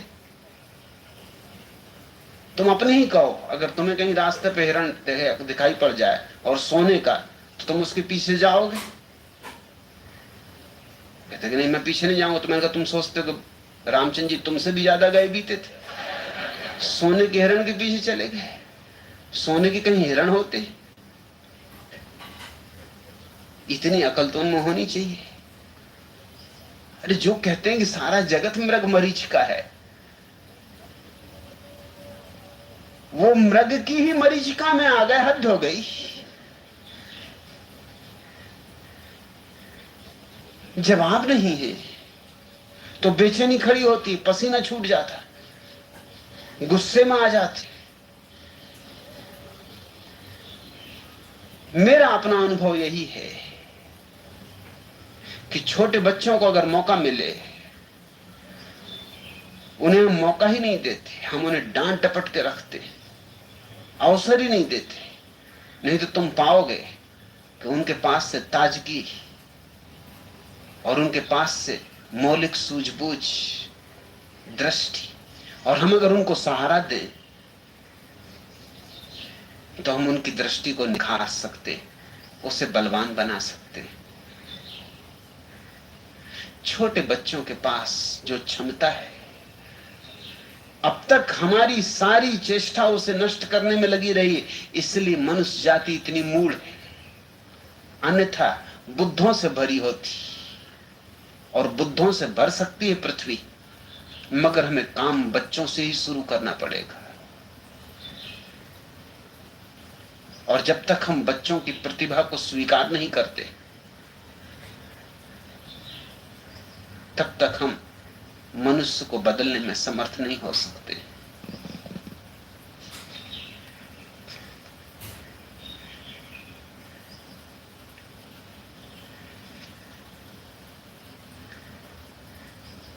चौथा प्रश्न, भगवान आपके पास आते आते मेरी बुद्धि खो गई, मैं क्या करूं? प्रेम चैतन्य, यह तो होना ही चाहिए। जो होना था वही हुआ है, लेकिन तुम शायद मन में अपेक्षा और ही लेके आए होगे। मेरे पास जो लोग आते हैं प्रारंभ में, वो यही सोच के आते हैं कि ज्ञानी होके लौटेंगे, थोड़ा ज्ञान लेके लौटेंगे। नए नए लोग जो प्रश्न मुझे लिखते हैं, उनमें यही होता है कि भगवान हमें ज्ञान दें।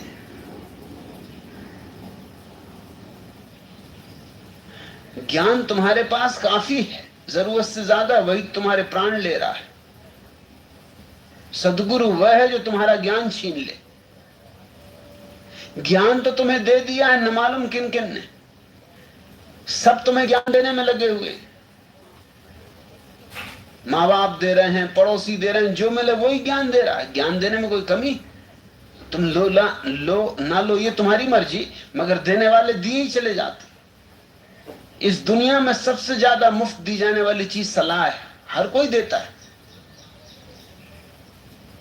तुम ना भी मांगो तो लोग देते, तुम नहीं लोगे ये भी जानते हैं, फिर भी देते। और ऐसी सलाहें देते हैं जो उन्होंने खुद नहीं मानी अपने जीवन में, वो भी तुम्हें दे रहे हैं सलाहें। सलाह देने में तो लोग बिल्कुल ही कृपण नहीं होते, कंजूस नहीं होते, मगर सद्गुरु सलाह नहीं देता, ज्ञान नहीं देता, बुद्धि नहीं देता, बुद्धि छीन लेता है। जिसको तुम बुद्धि समझते हो उसको छीन लेता है। अभी तुम्हारी बुद्धि कहाँ है तुम्हारी? अभी तो सब उधार है, बासी। इसके छिन जाने पर ही तुम्हारी अपनी निजता आविष्कृत होती है, तुम्हारे भीतर अंकुरित होती है प्रतिभा, तुम्हारी मेधा बढ़नी शुरू होती, उसमें अंकुर आते, पत्ते लगते, फूल खिलते। ये तो अच्छा हुआ, मगर तुम्हें अड़चन हो रही होगी क्योंकि तुम आए कुछ और ख्याल से और हो गया उल्टा।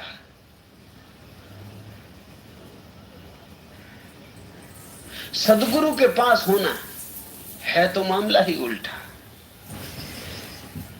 इसलिए तो जो चालाक हैं, चालबाज, वो भागे भागे रहते हैं दूर। What I'm talking about is as passing the buck and never really owning that you all Muslims killing each other, killing their neighbors, killing other groups. It just, the Middle East in general and everywhere Muslims go turns into shit. Okay, now, so let me ask you, let me say this one. Okay, you have ChatGPT, you have this, can you just ask ChatGPT who is sponsoring who around, Who funds the Muslim Brotherhood? And it isn't the West. You said? Who funds the Muslim Brotherhood? It isn't the West. Okay, it's not the West. You are just taking and check ChatGPT who is sponsoring it. You see, who is sponsoring it. Yeah, it's not the West. So who is sponsoring it? Who do you suppose? I suppose it's the West that is sponsoring it. IRGC. I think that's only half the answer, Al. The rest of the answer is Muslims. बच्चे बच्चे रहते, बचने के न मालूम कितने उपाय खोज लेते, कितने बहाने खोज लेते, कितने तर्क जाल बिछा लेते हैं अपने चारों तरफ। इसलिए तो मेरे जैसे व्यक्तियों के खिलाफ You're taking money from somebody, you gotta be willing to do it, and you're all willing to do it. Okay, let me tell you something. Sure. You know that because of all these things we have, do you know that the Christians are separated, the Muslims are separated? Do you know that we have the real Christian and we have the real Muslim? You know, your microphone being so low is committing jihad on my ears. I'm not sure I can hear Hey, Valentina, can you get closer to your mic? Do you know that all those No, you're gonna have to fix your mic, brother. Yeah, we hear you really bad. Qatar mostly funds the Muslim Brotherhood. Qatar and Turkey. How? Muslims. That's the one thing about Turkey. Like, I do really give a shit if they had an F-35, but they have the fucking air defense from Russia, and like one of the things you'd have to fear is that could they use the F-35s to basically train that Russian air defense to take out our F-35s? Well, I always told you. I wouldn't want that job. Well, I always told you who's your real threat at the end there in the Middle East. I wouldn't call them a threat to America per se, but would I trust them with something like the F-35? Not really.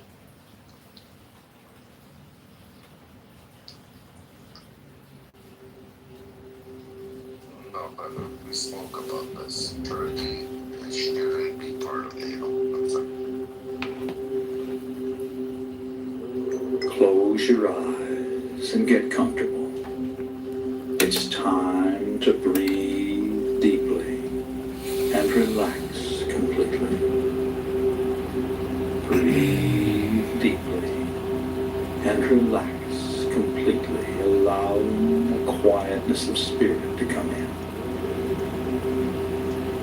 Feel the blood flowing through your arms and legs, through your body and mind.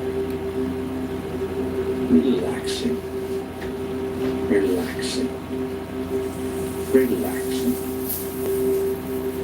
Take a deep breath. Hold it as long as you comfortably can. And then let it out slowly through slightly parted lips. And when the breath is all the way out, contract your stomach muscles and push it even further out and further out. And then repeat this process of breathing deeply and relaxing completely. And if any outside thoughts should come into your mind, simply brush them aside and return your concentration to the sound of my voice. And breathing deeply and relaxing completely. Breathing deeply and relaxing completely. And now use your imagination and feel your body relaxing one part at a time in response to my words. Play the role, play the part, and mentally relay the relaxing suggestions into that part of your body. And feel them take effect. Feel your body relaxing, relaxing, relaxing. And the relaxing sensations are now coming into the toes of both of your feet at the same time. Moving right on down into your arches, into your heel, and on up into your ankle. Completely relaxed, completely relaxed. And these soothing sensations are now moving on up your legs to your knees, relaxing all the muscles as it goes. And on up your legs to your thighs and to your hips. Just completely relaxing. And your full attention is on the sound of my voice. As the relaxing sensations move into the fingers of both of your hands. Relaxing your hand. And it now moves on up into your forearm. Relaxing your forearms. And on up into your upper arms. Relaxing your upper arms. And your fingers and hands and forearms and upper arms are now just completely relaxed as the soothing sensations move on down into the base of your spine and then begin to move slowly up your spine, up your spine, up your spine, and into the back of your neck and shoulder muscle. And the back of your neck and shoulder muscles are now loose and limp, loose and limp, just completely relaxed. And the relaxing sensations now move on up the back of your neck and into your scalp. Relaxing your scalp. Feel your scalp relaxing. And feel the relaxing sensations flow down into your facial muscle. Relaxing your facial muscle. Just completely relaxing your facial muscle. Allow a little space between your teeth and your jaw is relaxed. And your entire body is now relaxed all over in every way. All tension is gone from your body and mind. All tension is gone from your body and mind. And it's time to imagine white light coming down from above and entering your crown chakra of spirituality on the top of your head. Now this is the universal light of life energy. See it, feel it, create it with the unlimited power of your mind, and feel the light within you flow through your body and mind, filling you to overflowing with this bright white protectory light. And now, vividly imagine the light concentrating around your heart area. And visualize it emerging from your heart area to totally surround your body with a protectory aura of bright white God light. And as you continue to listen to the sound of my voice, vividly imagine yourself in a situation in which you are going down, down, down, deeper and deeper, down, as I count backwards from 7 to 1. Number 7, deeper, deeper, deeper, down, down, down. Number 6, deeper, deeper, deeper, down, down, down. Number 5, deeper, deeper, deeper, down, down, down. Number 4, deeper, deeper, deeper, down, down, down. Number 3, deeper, deeper, deeper, down, down, down. Number 2, deeper, deeper, deeper, down, down, down. Number 1. And you're now very, very deep. And you feel deep. But let's go down even deeper, even deeper, even deeper. Number 7, deeper, deeper, deeper, down, down, down. Number 6, deeper, deeper, deeper, down, down, down. Number 5, deeper, deeper, deeper, down, down, down. Number 4, deeper, deeper, deeper, down, down, down. Number 3, deeper, deeper, deeper, down, down, down. Number 2, deeper, deeper, deeper, down, down, down. Number 1.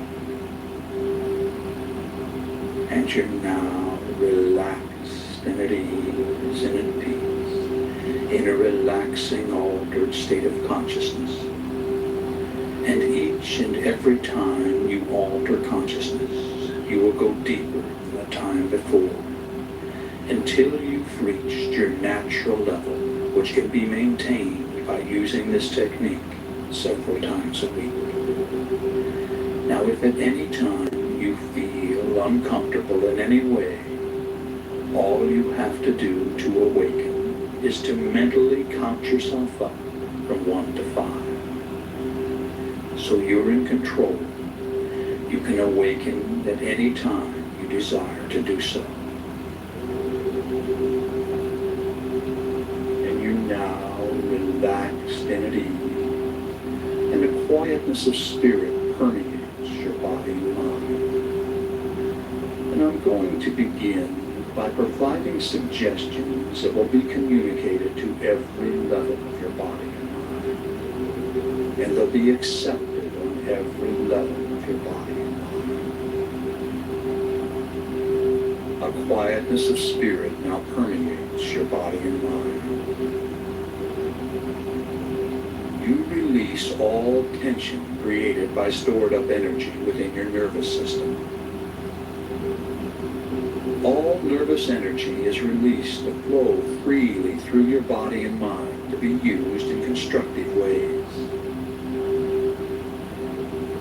You feel calm, relaxed, and at peace with yourself, the world, and everyone in it. You have the courage and confidence to do what you need to do to resolve your problems. You can resolve your concerns and conflicts with minimal effort. You accept the things you cannot change, and you change the things you can. You accept who you are. You always do your best, which is all anyone can ask. Every day, in every way, you become more peaceful and harmonious. Negativity flows through you without affecting you. As a result of this programming, you develop a new mellow and confident self-image. Quietness of spirit are your key trigger words for post-hypnotic conditioned response. And these suggestions have been communicated to every level of your body and mind, and they've been accepted on every level of your body and mind. And it's now time to visualize yourself having successfully overcome any and all anxiety. Imagine how good it feels to experience an ongoing quietness of spirit. Imagine your reactions and the reactions of those close to you. Vividly fantasize all the changes and benefits derived from living life in this calm state of mind.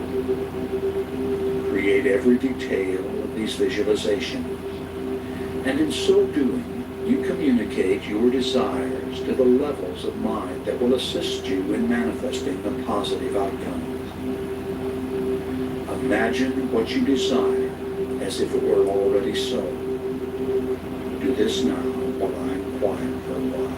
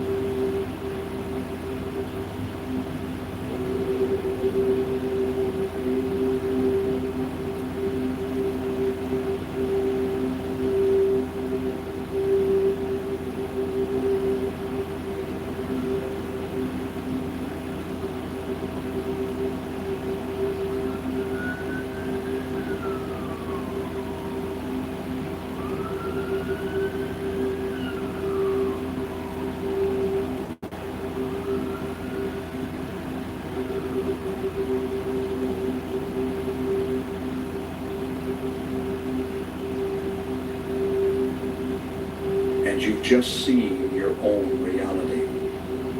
And you're open to positive suggestions which you'll accept and act upon. A quietness of spirit now permeates your body and mind. You release all tension created by stored up energy within your nervous system. All nervous energy is released to flow freely through your body and mind to be used in constructive ways. You feel calm, relaxed, and at peace with yourself, the world, and everyone in it. You have the courage and confidence to do what you need to do to resolve your problem. You can resolve your concerns and conflicts with minimal effort. You accept the things you cannot change, and you change the things you can. You accept who you are. You always do your best, which is all anyone can ask. Every day, in every way, you become more peaceful and harmonious.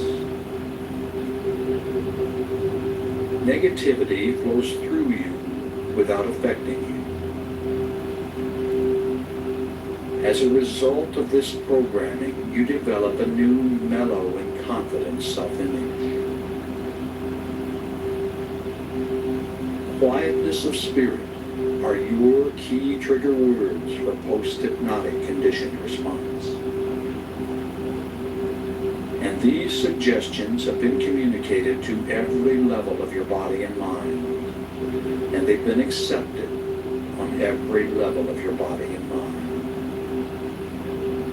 And these suggestions have been communicated to every level of your body and mind, and they've been accepted on every level of your body and mind. And it's now time to use a repeat technique to saturate your mind with a message. Together, we'll communicate it to every level of your being. So say the words along with me, silently in your mind. Shout them out silently, and hear them echo out across the universe and back to you. A quietness of spirit now permeates my body and mind, and my stored up energy is released to flow freely through my system. A quietness of spirit now permeates my body and mind, and my stored up energy is released to flow freely through my system. A quietness of spirit now permeates my body and mind, and my stored up energy is released to flow freely through my system. A quietness of spirit now permeates my body and mind, and my stored up energy is released to flow freely through my system. A quietness of spirit now permeates my body and mind, and my stored up energy is released to flow freely through my system. A quietness of spirit now permeates my body and mind, and my stored up energy is released to flow freely through my system. A quietness of spirit now permeates my body and mind, and my stored up energy is released to flow freely through my system. A quietness of spirit now permeates my body and mind, and my stored up energy is released to flow freely through my system. A quietness of spirit now permeates my body and mind, and my stored up energy is released to flow freely through my system. A quietness of spirit now permeates my body and mind, and my stored up energy is released to flow freely through my system. That's right. A quietness of spirit now permeates your body and mind, and all your stored up energy is released to flow freely through your system. And every day, in In every way, you become more peaceful and harmonious. Your new, mellow, and confident self-image is a projection of who you are. It is. You are mellow and self-confident. And I'm now going to give you some key trigger words for post-hypnotic conditioned response. Anytime you feel the slightest bit nervous, simply stop what you're doing, close your eyes, breathe deeply, and say these words quietly to yourself. Quietness of spirit. The words quietness of spirit are post-hypnotic conditioned response trigger words to reduce anxiety and intensify your calm and confident demeanor. These key trigger words invoke powerful post-programming mental conditioning that you can draw upon when you need it. When you say the words quietness of spirit, you'll immediately feel a surge of calmness and confidence flow through your body and mind. And every time you hear this suggestion, and every time you use your quietness of spirit programming, it becomes more and more effective. And it's now time to repeat another powerful affirmation along with me. When I say the words quietness of spirit, I relax, regain control, and experience a surge of calmness and confidence. When I say the words quietness of spirit, I relax, regain control, and experience a surge of calmness and confidence. When I say the words quietness of spirit, I relax, regain control, and experience a surge of calmness and confidence. When I say the words quietness of spirit, I relax, regain control, and experience a surge of calmness and confidence. When I say the words quietness of spirit, I relax, regain control, and experience a surge of calmness and confidence. When I say the words quietness of spirit, I relax, regain control, and experience a surge of calmness and confidence. When I say the words quietness of spirit, I relax, regain control, and experience a surge of calmness and confidence. When I say the words quietness of spirit, I relax, regain control, and experience a surge of calmness and confidence.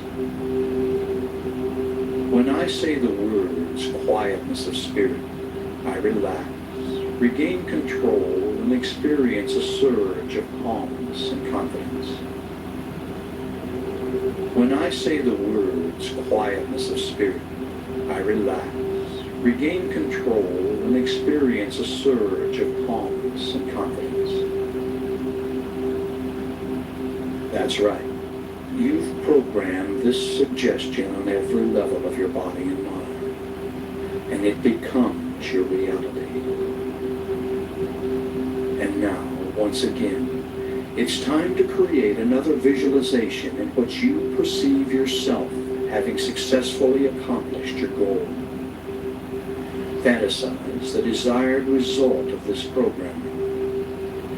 Create every detail in your mind, your feelings and reactions, the reactions of others, everything. Make it real. Do this now while I am quiet for a while.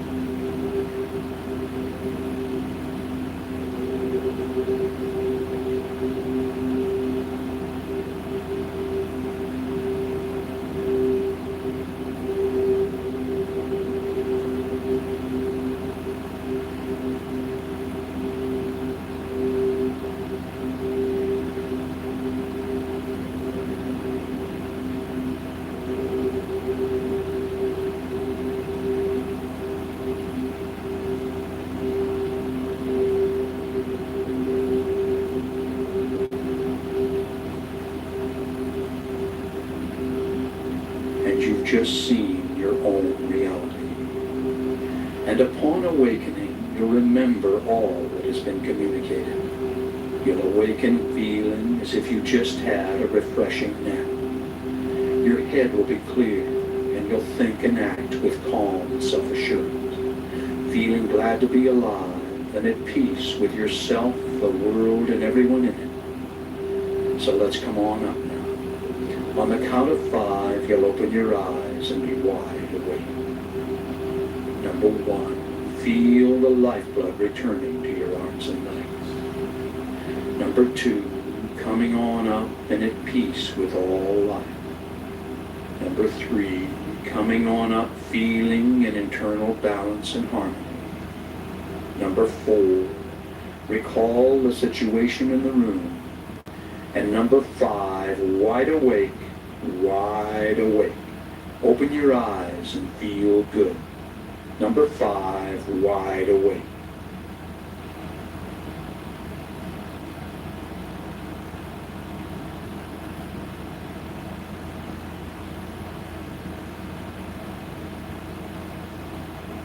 You're wide awake and fully alert.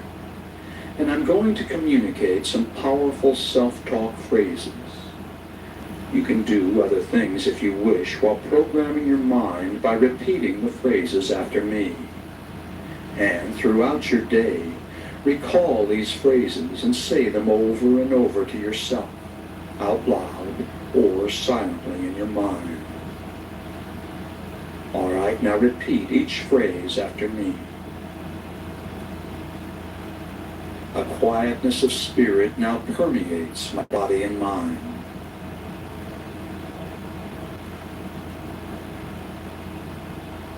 I release all tension created by stored up energy within my nervous system.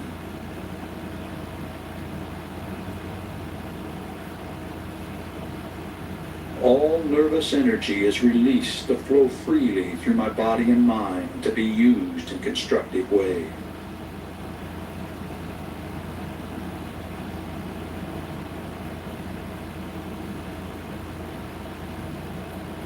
I feel calm, relaxed, and at peace with myself, the world, and everyone in it.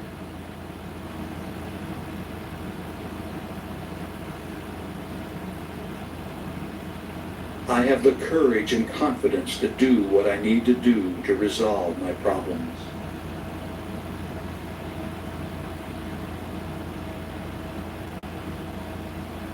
I can resolve my concerns and conflicts with minimal effort.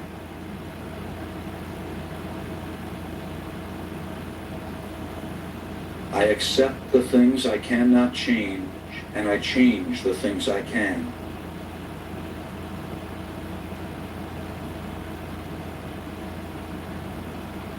I accept who I am.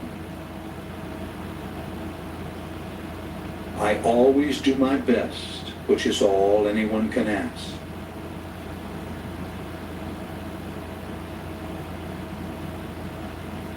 Every day, in every way, I become more peaceful and harmonious.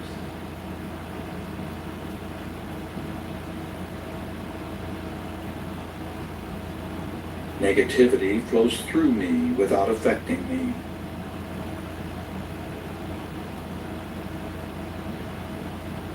As a result of this programming, I develop a new mellow and confident self-image.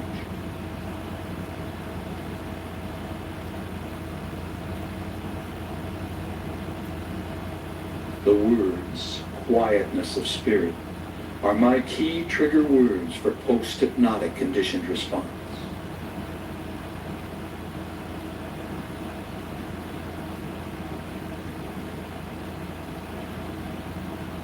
I accept all these self-talk suggestions on every level of my body and mind, and so it is.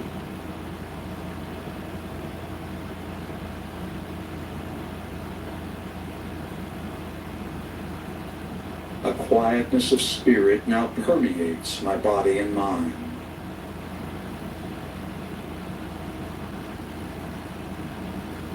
I release all tension created by stored up energy within my nervous system.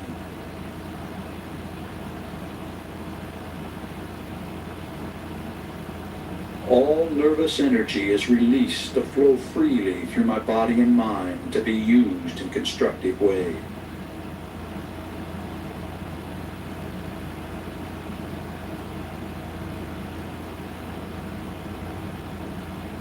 I feel calm, relaxed, and at peace with myself, the world, and everyone in it.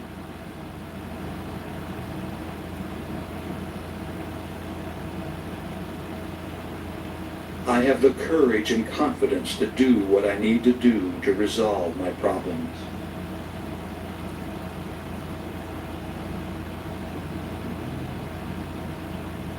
I can resolve my concerns and conflicts with minimal effort.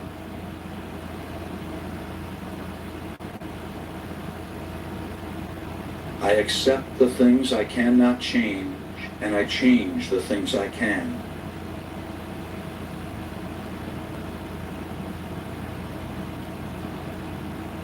I accept who I am. I always do my best, which is all anyone can ask.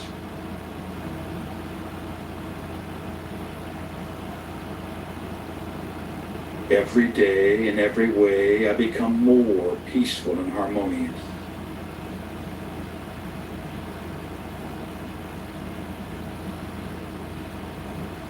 Negativity flows through me without affecting me.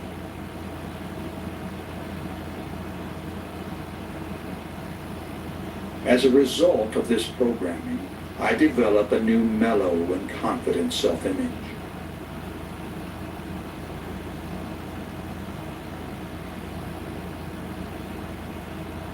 The words, quietness of spirit, are my key trigger words for post-hypnotic conditioned response.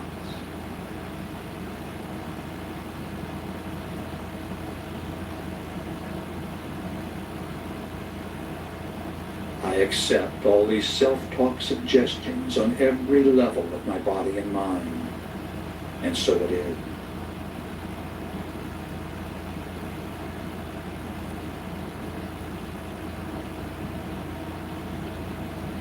A quietness of spirit now permeates my body and mind.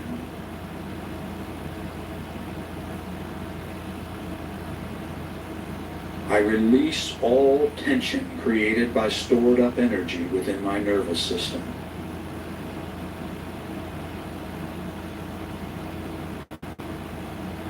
All nervous energy is released to flow freely through my body and mind to be used in constructive ways.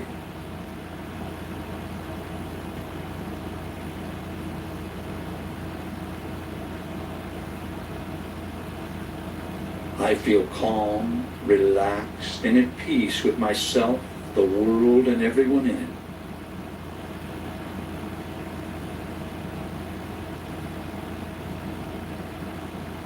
I have the courage and confidence to do what I need to do to resolve my problems.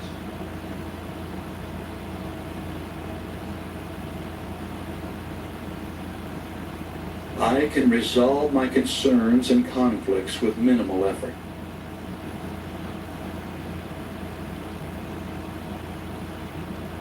I accept the things I cannot change, and I change the things I can.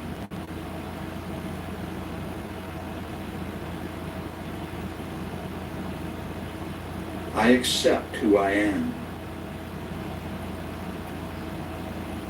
I always do my best, which is all anyone can ask.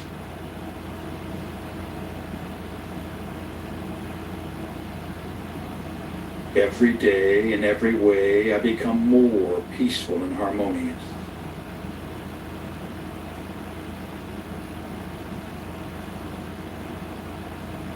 Negativity flows through me without affecting me.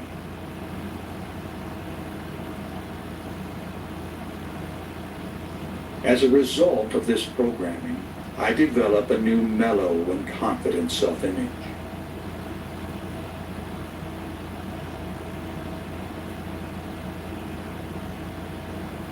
The words, quietness of spirit, are my key trigger words for post-hypnotic conditioned response.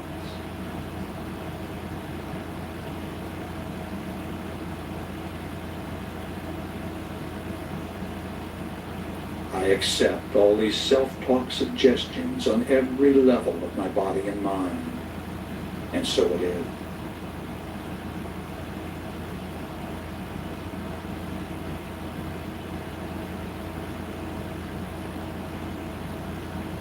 A quietness of spirit now permeates my body and mind.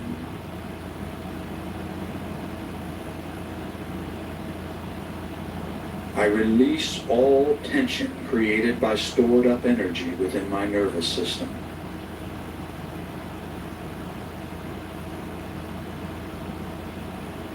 All nervous energy is released to flow freely through my body and mind to be used in constructive ways.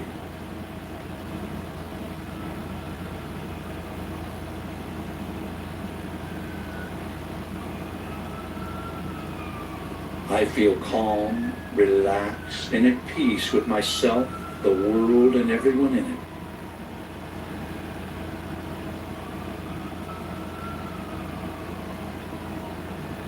I have the courage and confidence to do what I need to do to resolve my problems.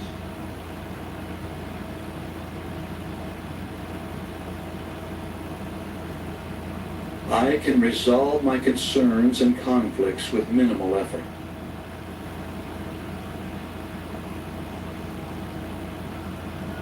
I accept the things I cannot change, and I change the things I can.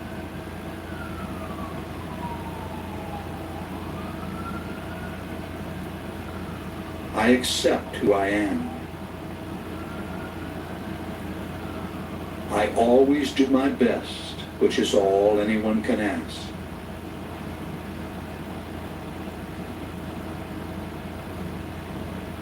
Every day, in every way, I become more peaceful and harmonious.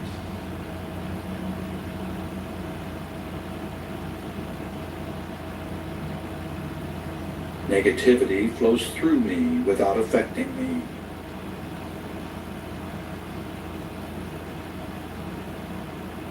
As a result of this programming, I develop a new mellow and confident self-image.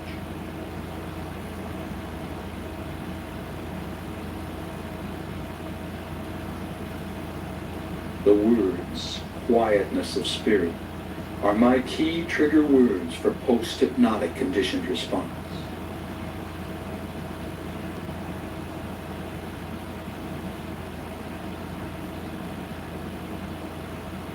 I accept all these self-talk suggestions on every level of my body and mind, and so it is.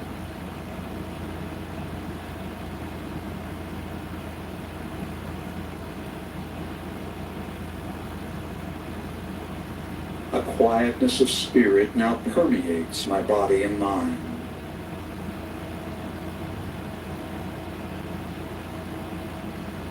I release all tension created by stored up energy within my nervous system.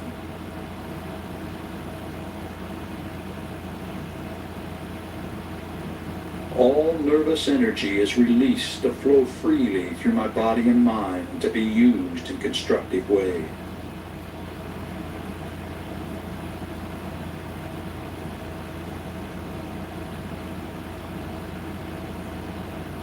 I feel calm, relaxed, and at peace with myself, the world, and everyone in it.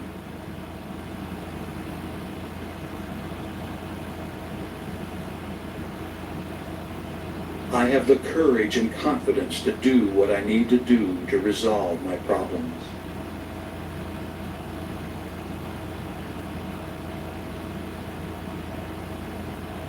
All right. The self-talk phrases session is now complete, and in 20 seconds, the sleep programming introduction will begin.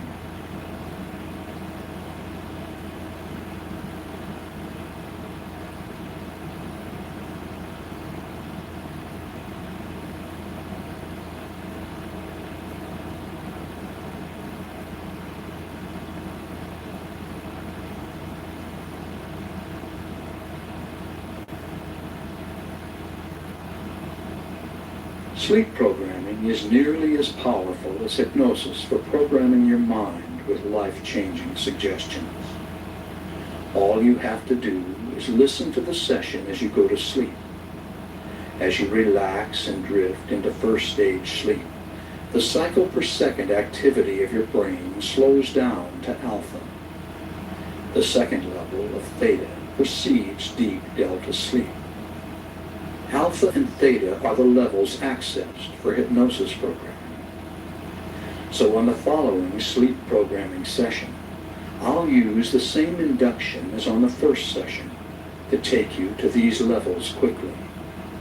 Then, as you cross over into natural sleep, you'll continue to hear the suggestion. These affirmations are phrased for maximum acceptance by all levels of your mind.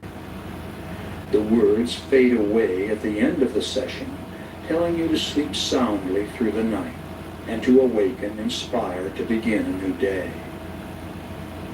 All right, now make yourself comfortable and prepare to be programmed as you go to sleep.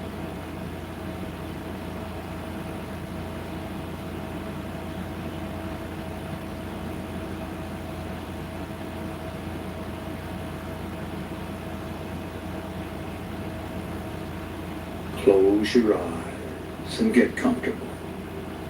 It's time to breathe deeply and relax completely. Breathe deeply and relax completely, allowing the quietness of spirit to come in. Feel the blood flowing through your arms and legs, through your body and mind. Relaxing, relaxing, relaxing. Take a deep breath. Hold it as long as you comfortably can. And then let it out slowly through slightly parted lips. And when the breath is all the way out, contract your stomach muscles and push it even further out and further out. And then repeat this process of breathing deeply and relaxing completely. And if any outside thoughts should come into your mind, simply brush them aside and return your concentration to the sound of my voice. And breathing deeply and relaxing completely. Breathing deeply and relaxing completely. And now use your imagination and feel your body relaxing one part at a time in response to my words. Play the role, play the part, and mentally relay the relaxing suggestions into that part of your body. And feel them take effect. Feel your body relaxing, relaxing, relaxing. And the relaxing sensations are now coming into the toes of both of your feet at the same time. Moving right on down into your arches, into your heel, and on up into your ankle. Completely relaxed, completely relaxed. And these soothing sensations are now moving on up your legs to your knees, relaxing all the muscles as it goes. And on up your legs to your thighs and to your hips. Just completely relaxing. And your full attention is on the sound of my voice. As the relaxing sensations move into the fingers of both of your hands. Relaxing your hand. And it now moves on up into your forearm. Relaxing your forearms. On up into your upper arms. Relaxing your upper arms. And your fingers and hands and forearms and upper arms are now just completely relaxed as the soothing sensations move on down into the base of your spine and then begin to move slowly up your spine, up your spine, up your spine, and into the back of your neck and shoulder muscle. And the back of your neck and shoulder muscles are now loose and limp, loose and limp, just completely relaxed. And the relaxing sensations now move on up the back of your neck and into your scalp, relaxing your scalp. Feel your scalp relaxing and feel the relaxing sensations flow down into your facial muscles, relaxing your facial muscles, just completely relaxing your facial muscles. Allow a little space between your teeth and your jaw is relaxed. And your entire body is now relaxed all over in every way. All tension is gone from your body and mind. All tension is gone from your body and mind. And it's time to imagine a bright white light coming down from above and entering your crown chakra of spirituality at the top of your head. Now this is the universal light of life energy.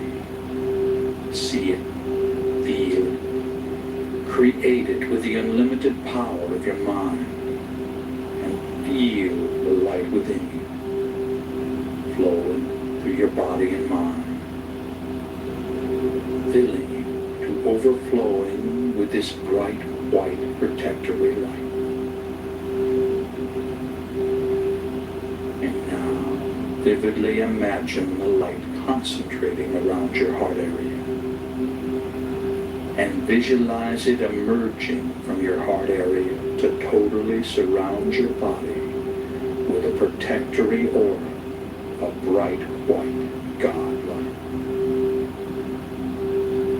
And as you continue to listen to the sound of my voice, vividly imagine yourself in a situation in which you are going down, down, down, deeper and deeper, down, as I count backwards from 7 to 1. Number 7, deeper, deeper, deeper, down, down, down. Number 6, deeper, deeper, deeper, down, down, down. Number 5, deeper, deeper, deeper, down, down, down. Number 4, deeper, deeper, deeper, down, down, down. Number 3, deeper, deeper, deeper, down, down, down. Number 2, deeper, deeper.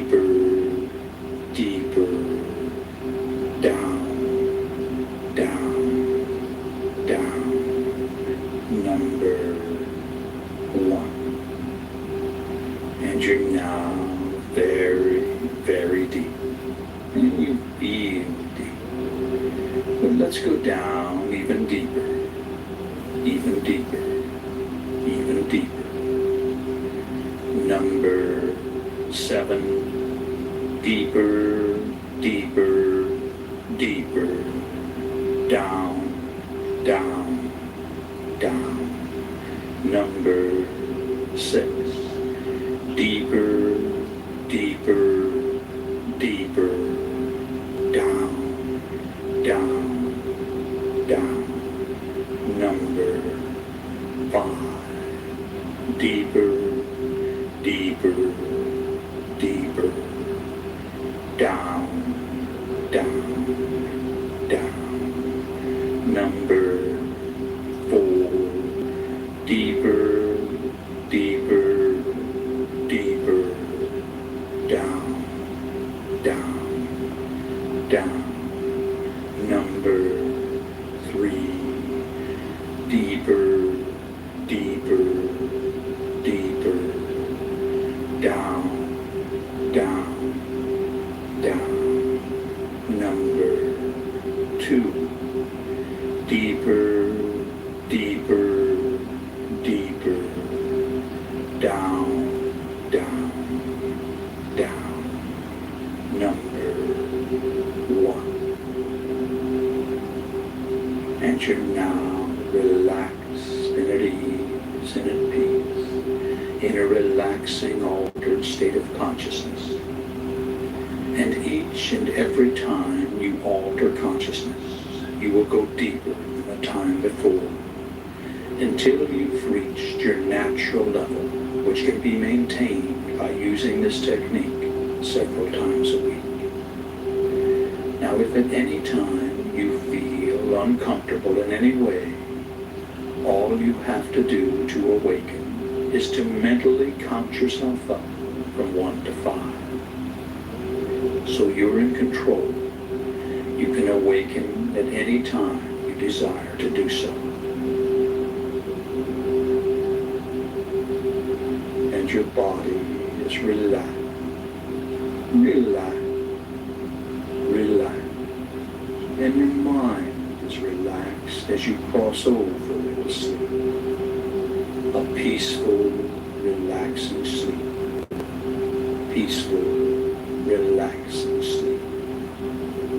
And you're at peace with yourself, the world, and everyone in it. As you go to sleep, go to sleep, go to sleep. A deep, peaceful, harmonious sleep. Sleep. And you're going to sleep. And as you do, you accept the suggestions you hear. You accept the suggestions you hear. As you go to sleep, go to sleep, go to sleep. And the suggestions become your reality. The suggestions are accepted on every level of your body and mind, and they become your reality.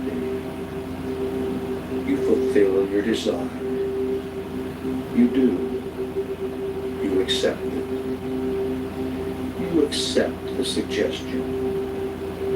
You accept the suggestions as you go to sleep. Go to sleep. Go to sleep. A quietness of spirit now permeates your body and mind. You release all tension created by stored up energy within your nervous system. All nervous energy is released to flow freely through your body and mind to be used in constructive ways.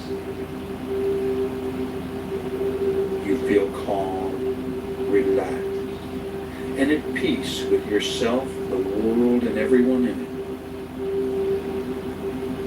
You have the courage and confidence to do what you need to do to resolve your problem.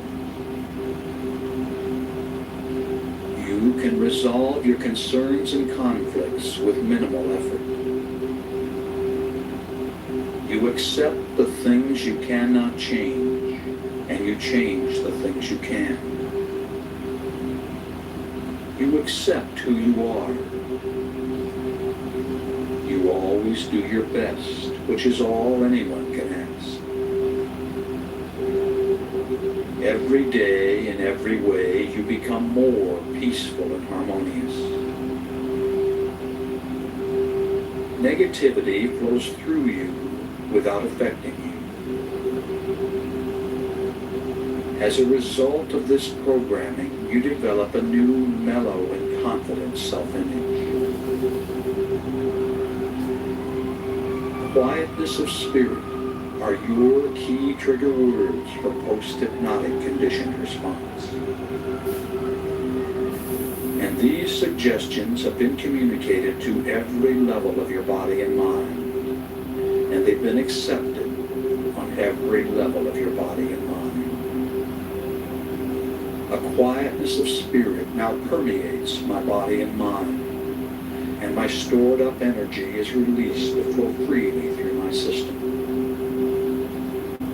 A quietness of spirit now permeates my body and mind, and my stored up energy is released to flow freely through my system. A quietness of spirit now permeates my body and mind, and my stored up energy is released to flow freely through my system. A quietness of spirit now permeates my body and mind, and my stored up energy is released to flow freely through my system. A quietness of spirit now permeates my body and mind, and my stored up energy is released to flow freely through my system. A quietness of spirit now permeates my body and mind, and my stored up energy is released to flow freely through my system. A quietness of spirit now permeates my body and mind, and my stored up energy is released to flow freely through my system. A quietness of spirit now permeates my body and mind, and my stored up energy is released to flow freely through my system. A quietness of spirit now permeates my body and mind, and my stored up energy is released to flow freely through my system. A quietness of spirit now permeates my body and mind, and my stored up energy is released to flow freely through my system. When I say the words quietness of spirit, I relax, regain control, and experience a surge of calmness and confidence. When I say the words quietness of spirit, I relax, regain control, and experience a surge of calmness and confidence. When I say the words quietness of spirit, I relax, regain control, and experience a surge of calmness and confidence. When I say the words quietness of spirit, I relax, regain control, and experience a surge of calmness and confidence. When I say the words quietness of spirit, I relax, regain control, and experience a surge of calmness and confidence. When I say the words quietness of spirit, I relax, regain control, and experience a surge of calmness and confidence. When I say the words quietness of spirit, I relax, regain control, and experience a surge of calmness and confidence. When I say the words quietness of spirit, I relax, regain control, and experience a surge of calmness and confidence. When I say the words quietness of spirit, I relax, regain control, and experience a surge of calmness and confidence. When I say the words quietness of spirit, I relax, regain control and experience a surge of calmness and confidence. A quietness of spirit now permeates your body and mind. You release all tension created by stored up energy within your nervous system. All nervous energy is released to flow freely through your body and mind to be used in constructive ways. You feel calm, relaxed, and at peace with yourself, the world, and everyone in it. You have the courage and confidence to do what you need to do to resolve your problems. You can resolve your concerns and conflicts with minimal effort. You accept the things you cannot change, and you change the things you can. You accept who you are. You always do your best, which is all anyone can ask. Every day, in every way, you become more peaceful and harmonious. Negativity flows through you without affecting you. As a result of this programming, you develop a new, mellow, and confident self-image. Quietness of spirit are your key trigger words for post-hypnotic conditioned response. And these suggestions have been communicated to every level of your body and mind, and they've been accepted on every level of your body and mind. A quietness of spirit now permeates my body and mind, and my stored up energy is released to flow freely through my system. A quietness of spirit now permeates my body and mind, and my stored up energy is released to flow freely through my system. A quietness of spirit now permeates my body and mind, and my stored up energy is released to flow freely through my system. A quietness of spirit now permeates my body and mind, and my stored up energy is released to flow freely through my system. A quietness of spirit now permeates my body and mind, and my stored up energy is released to flow freely through my system. A quietness of spirit now permeates my body and mind, and my stored up energy is released to flow freely through my system. A quietness of spirit now permeates my body and mind, and my stored up energy is released to flow freely through my system. A quietness of spirit now permeates my body and mind, and my stored up energy is released to flow freely through my system. A quietness of spirit now permeates my body and mind, and my stored up energy is released to flow freely through my system. A quietness of spirit now permeates my body and mind, and my stored up energy is released to flow freely through my system. When I say the words quietness of spirit, I relax, regain control, and experience a surge of calmness and confidence. When I say the words quietness of spirit, I relax, regain control, and experience a surge of calmness and confidence. When I say the words quietness of spirit, I relax, regain control, and experience a surge of calmness and confidence. When I say the words quietness of spirit, I relax, regain control, and experience a surge of calmness and confidence. When I say the words quietness of spirit, I relax, regain control, and experience a surge of calmness and confidence. When I say the words quietness of spirit, I relax, regain control, and experience a surge of calmness and confidence. When I say the words quietness of spirit, I relax, regain control, and experience a surge of calmness and confidence. When I say the words quietness of spirit, I relax, regain control, and experience a surge of calmness and confidence. When I say the words quietness of spirit, I relax, regain control, and experience a surge of calmness and confidence. When I say the words quietness of spirit, I relax, regain control, and experience a surge of calmness and confidence.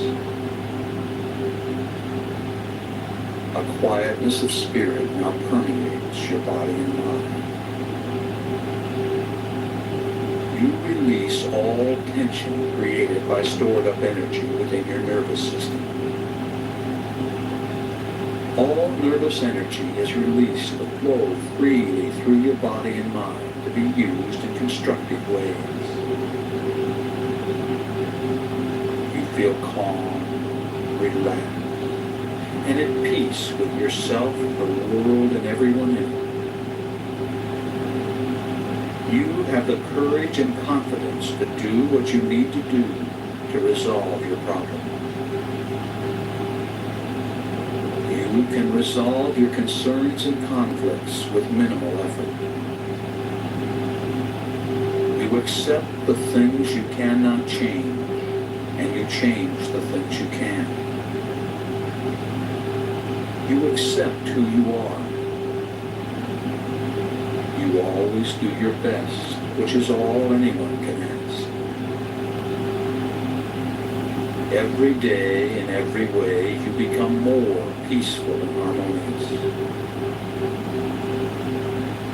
Negativity flows through you without affecting you. As a result of this programming, you develop a new mellow and confident self-image. Quietness of spirit are your key trigger words for post-hypnotic conditioned response. And these suggestions have been communicated to every level of your body and mind, and they've been accepted on every level of your body and mind. A quietness of spirit now permeates my body and mind, and my stored up energy is released to flow freely through my system. A quietness of spirit now permeates my body and mind, and my stored up energy is released to flow freely through my system. A quietness of spirit now permeates my body and mind, and my stored up energy is released to flow freely through my system. A quietness of spirit now permeates my body and mind, and my stored up energy is released to flow freely through my system. A quietness of spirit now permeates my body and mind, and my stored up energy is released to flow freely through my system. A quietness of spirit now permeates my body and mind, and my stored up energy is released to flow freely through my system. A quietness of spirit now permeates my body and mind, and my stored up energy is released to flow freely through my system. A quietness of spirit now permeates my body and mind, and my stored up energy is released to flow freely through my system. A quietness of spirit now permeates my body and mind, and my stored up energy is released to flow freely through my system. A quietness of spirit now permeates my body and mind, and my stored up energy is released to flow freely through my system. sleep peacefully through the night and awaken in peace with yourself, the world, and everyone else.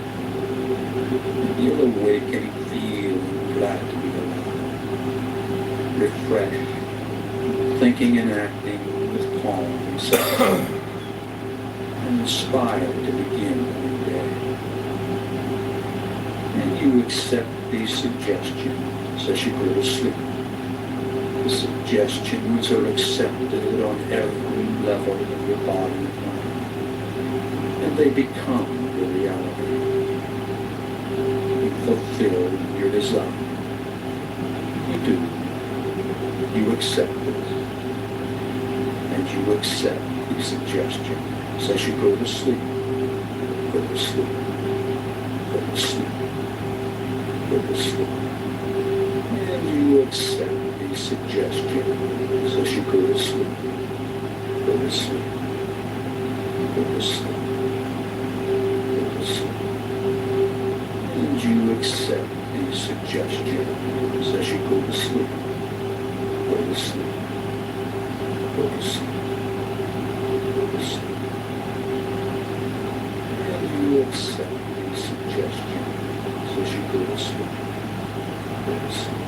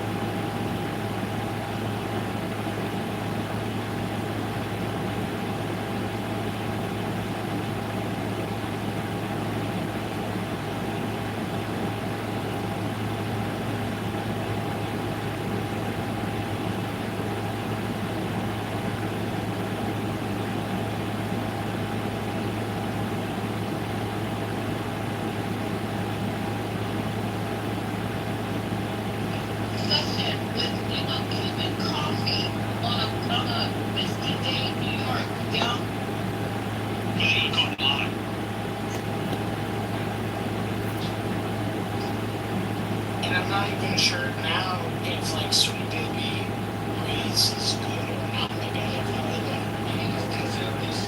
It's not, like I like, for like kids, it's a regular barbecue sauce that's all over the place. It's been back up.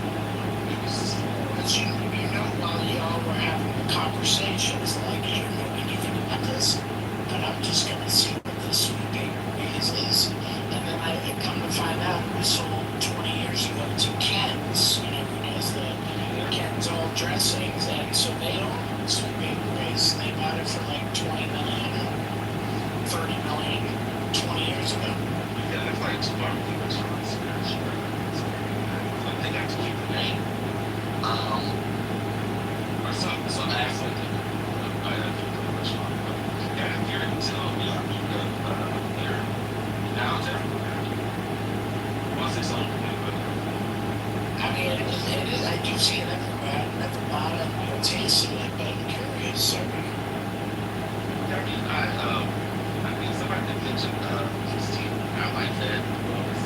It's got a different profile. I mean, I think Cuban grapes is amazing. They got a lot of different flavors. So I like that, but it's decent.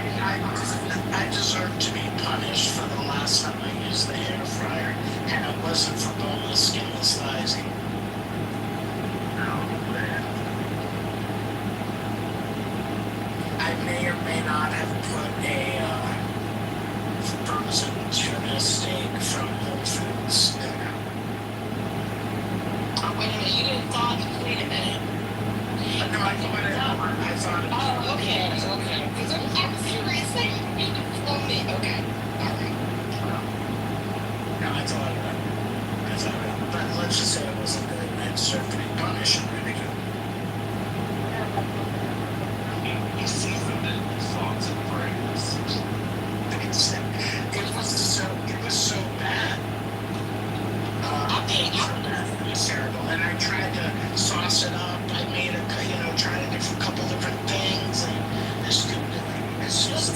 It's really not my will. I was really not because and you cooked it all the way through, right? You cooked it done, right? You cooked it well done, right? No. Tuna steak well done? I had to ask this question. I know that I would cook it real. I'm serious trying to set you up. Did you see that? You see that? You see that? I'm a knuckle dragger.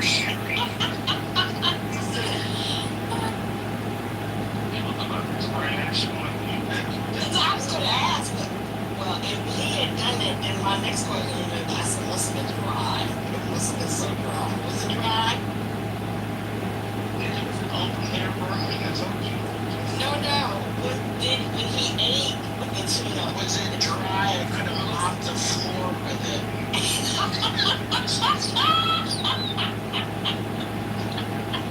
The bathroom floor after a shower.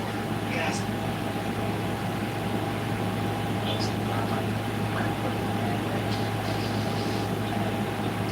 I was gonna give it to the squirrels outside, but I'm like, that's not even fair to them. Well, you know what, and that's not a good idea either.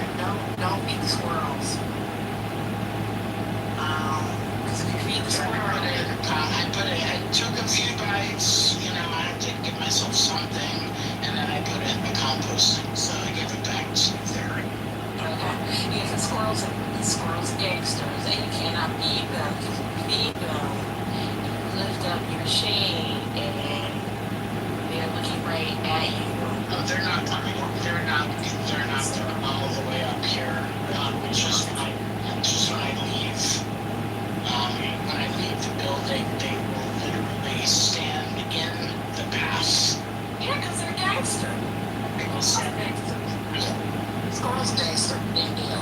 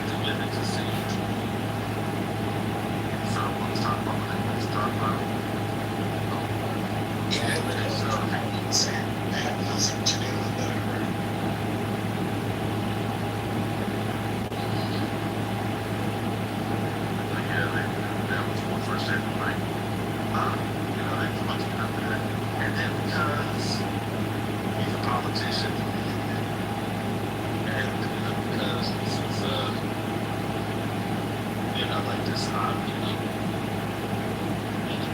in some ways, it's almost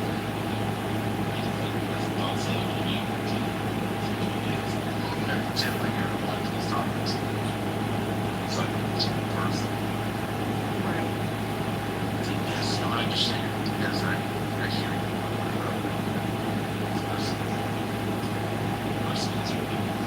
I acknowledge you. It was the last person he selected to get up there again was this woman from the UK who, I think did she say she was mixed race? I forget exactly. But there's something off about this whole thing, the whole thing. But nonetheless, it was interesting to listen to. The woman, she went from grandma being on drugs Right. to being Oh, God. into reparations. Like literally. Her name was Mrs. Lips. Regarding non-voting. Her name was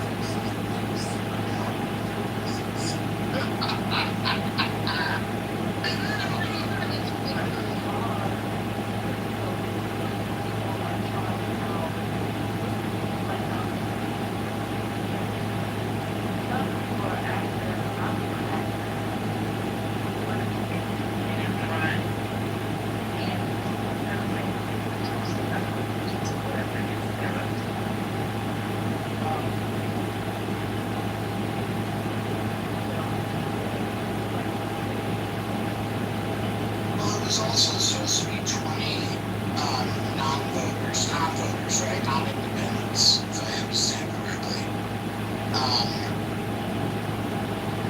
And like at some point, by the end, at least for me, I'm like, I never want any to vote. I'd like to stay out of the whole fucking thing.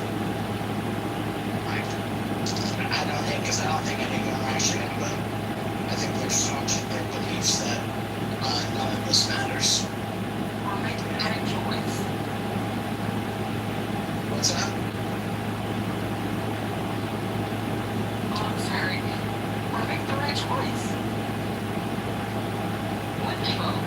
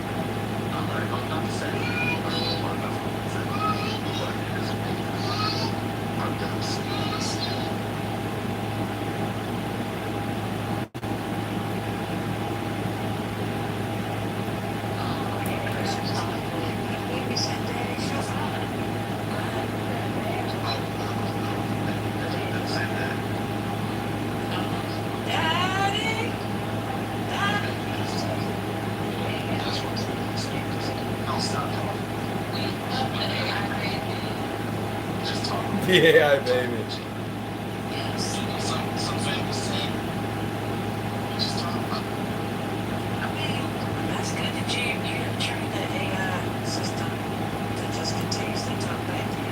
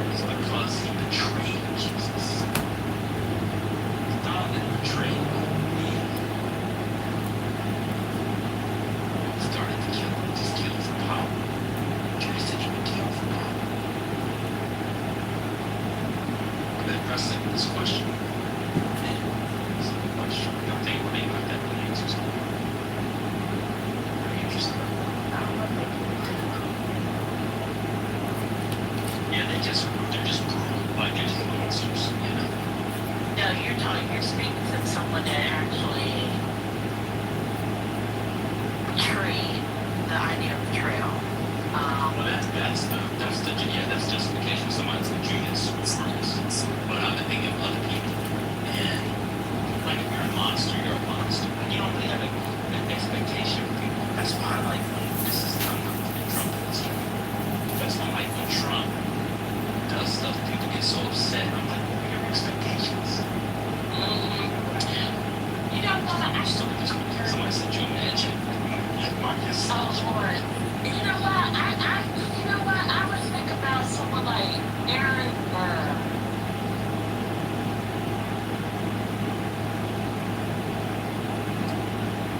You think he sinned? Okay, when you say sin, that's what's wrong. I'm trying to figure this out. Like, sin against who? Themselves? Sin against God's law. we like circumventing sins, like flooding and all that. It could be that, or it could just be friendship. Just like some sort of violation of God's law. They would I was say like, Madoff. they changed the rule. Pretty Madoff, you think because people did put a lot of trust in him. Yeah. It's a good one, and it doesn't really matter that a lot of most of those people got made whole, or at least close to whole. But that doesn't absolve his sin, because that's a major. That documentary was really fascinating, to be honest, because the whole financial community, and I don't want to get off track. Yes.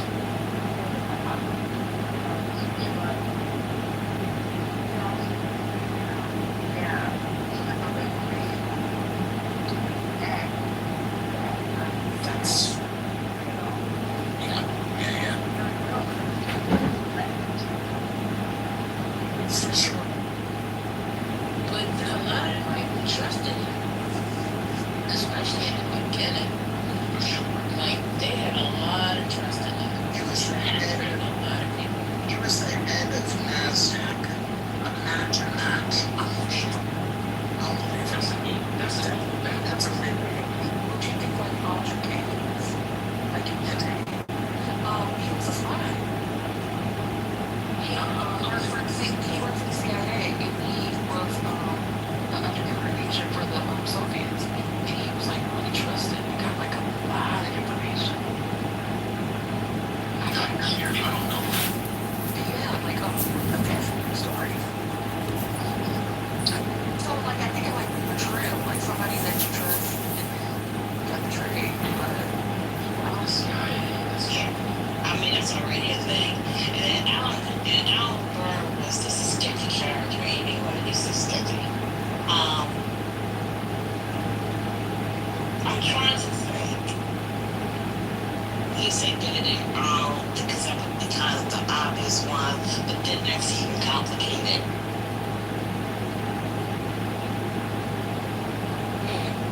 I can think about it. I mean, some of these are against like the state, stuff. But Arnold to some degree, and then Williams guy. Because we have foreign access to the help. Almost overseen.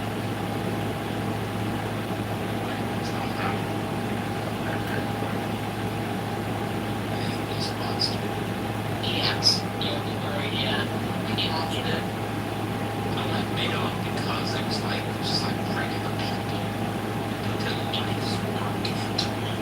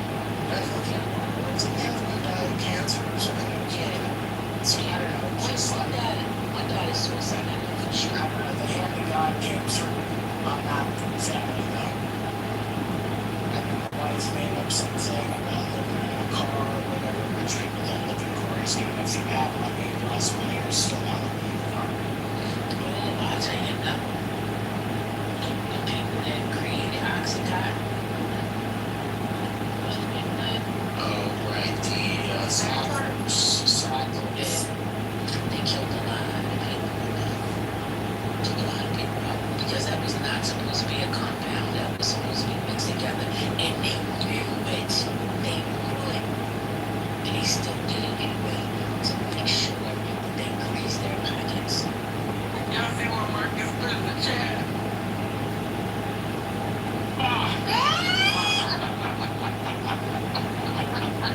That's good. But then it's in a race that I saw. Anyway, that's not enough on X's. I'm not on X's. What else is good X's? I mean, what was the, fucking, what was, now I'm thinking Trump's original fixer. Now I can't Yeah, I mean, he was a piece of shit. He's an awful person. He's an awful. My name has one. Some people say Tracy Grace, but it's something that she calls up this summer. Holding adequate pain with the pain on individuals close to occurs. Oh, that's a good one. Oh yeah, that's really a good one. That's a good one. That's a good one. She was nasty. Do you know her story personally? Teresa. Yeah. Well, you remember how it was called? Everybody loved her. We knew it. Like, was this Indian? Catholic nun in this weird woman. She was with all the medicine, therapists, and everything to those people. She thought suffering brought the purpose. She was a sadist of this world. Yeah. And we really don't find out after she died. Yeah, I think Christopher Hitchcock does some stuff over Hey, after she died. You know she died. You know she died the same week Princess Diana died. I didn't know that. Yeah, she talked about that. Yeah. And they didn't ready for the same good. Well, yeah, because people were complaining that she didn't get as much news, kind of as Princess Diana. But when you find out later what she did, it doesn't matter. Like, yeah, she didn't deserve anything there. She deserved it. Yeah.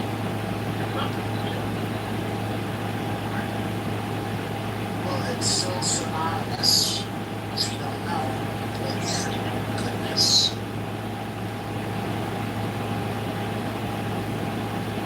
I'm telling you, she had one of the greatest PR machines going. Because when she was alive, people thought she was this wonderful person.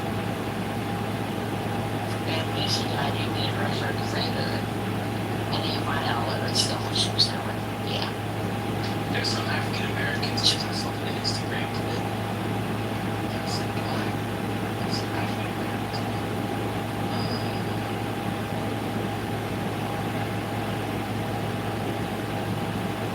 There are 7. There are 7 African Americans on path to safety. Still sometimes though, be the first. I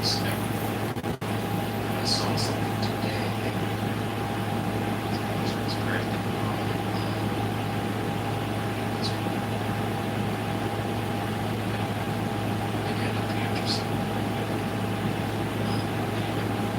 I'm referring to the ring, Elizabeth Holmes, because why not? We gotta mix it up. Oh my God. I thought you was going to say Elizabeth. Yes, no, that's great for you. I had this smell of old women for years. Exactly. That's a sin. That's a sin. It's humanity. Absolutely. I had to migrate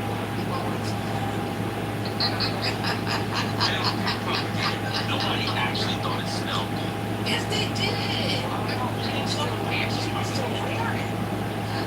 People didn't because they just thought it was supposed to. You think those people think that actually smell? Yeah. That's me. Stop lying. Oh my God. She has white eyes. She had white eyes. They had whole line.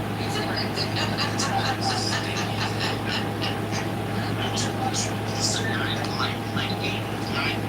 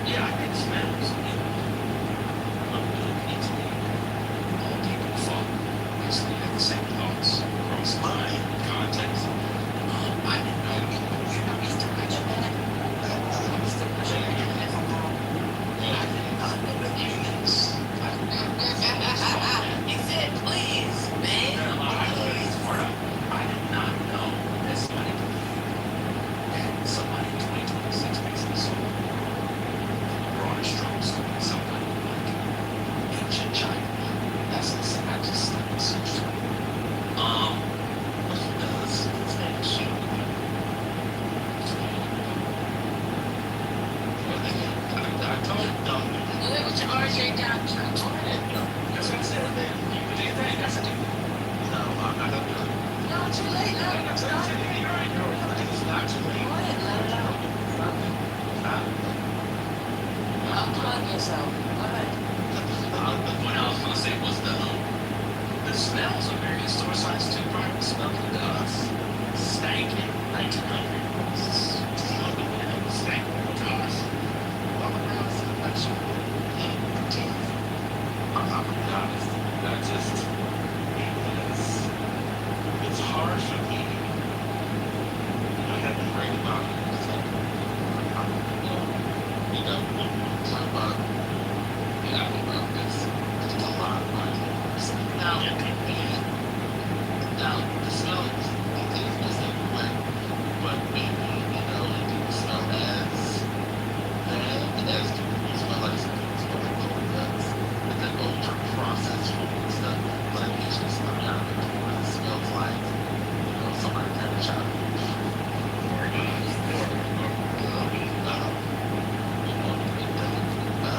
I love it. It's just,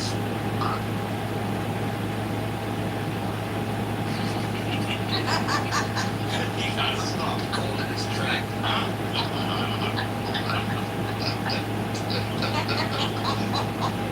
So it smells more gas than just fine. But it still is good. It's just can't worry about it. Oh, dear. I was gonna say, brother, this reminded me of a trailer for, that I hate, that everybody loves, but I detested. Izzy Miyagi, I hate it.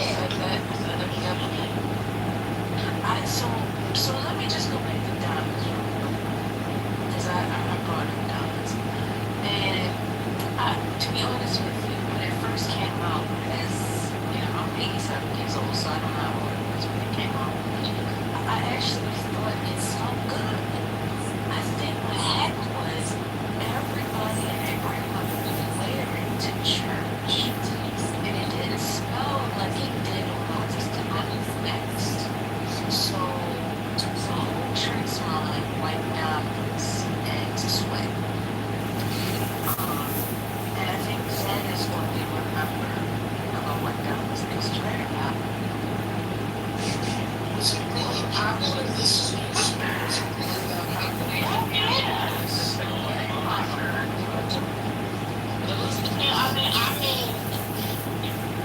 I wore, but I just didn't get it because it was just too strong. I can do a lot of things for your that. And also I realized at that particular time that I had sensitivity to perfume, so I had stopped wearing them. So here's that. Yeah.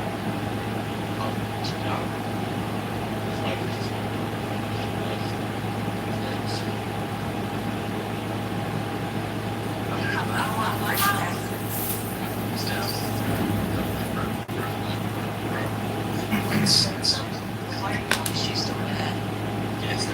Oh, was that like the Old Spice, but for younger people?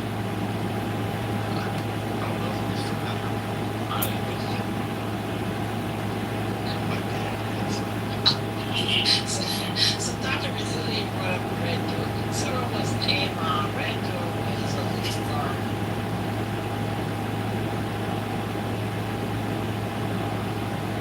Well, if y'all know what Avon Gina did. That's I don't know why I went right with this why. I mean, that was awful. That was awful. Gina Tech.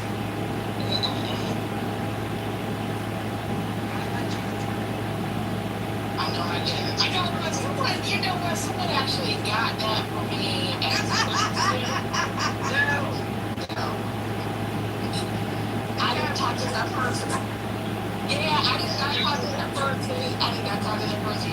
So like, yeah, I'm not talking to you. That is a one get. I'm like, she didn't use it. It was just in the house. Like Sherry said, it was a gift. She had the Gina tape, but I don't think she there. It's a terrible gift. I mean, that's offensive. I would buy anybody can use it as a great gag gift. There's somebody wrong with Bijan. I was like, oh my god, I'm going to school. What was that? Bijan? Bijan? The frequencies? I can't say that. It's the question. It's like a weird bottle. Let me find it and I'll show. I have an explanation point. Not like it reminds you of that style of bottle. It looks like a little donut. With a little like the woman. What's it called? Bijan. So the end has like a ball on the top, but it looks like a donut. But oh, I know what you're talking about. I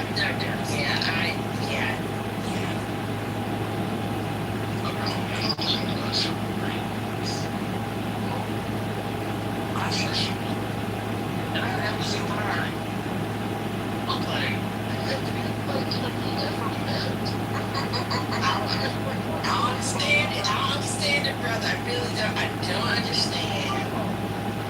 I can go on a mini crash about how people do not know how to buy folks gifts.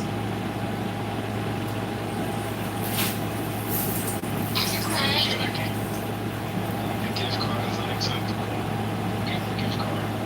Well, that would be the last thing you would do, and that is a fact. But if you know the person you're buying a gift for, it should be easy to get them what they want.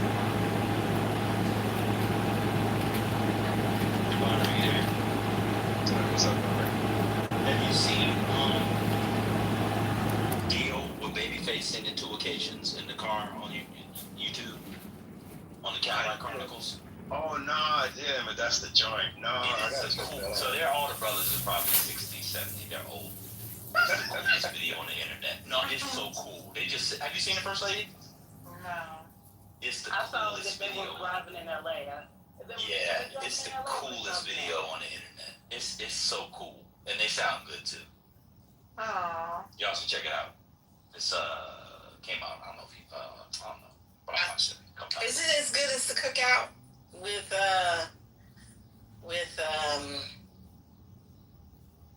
oh God, who was Johnny Gill and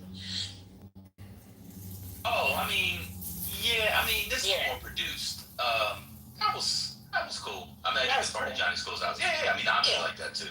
I like that. When he had the brown on, you know when he had the brown on? Yes, and then Jeffrey Osborne, who sounded great. Yeah, that was cool. I like that video too. That was really good. But y'all, let me see if I can find it. I'll put it in the chat. Somebody can put it in the chat. But if you like that song, they're older. Babyface probably, how old is Babyface? 65? Babyface must be. He's in his 60s. 68, yeah. He's 67. Yeah. He's probably the youngest one in the group. They look great sounds. Damn.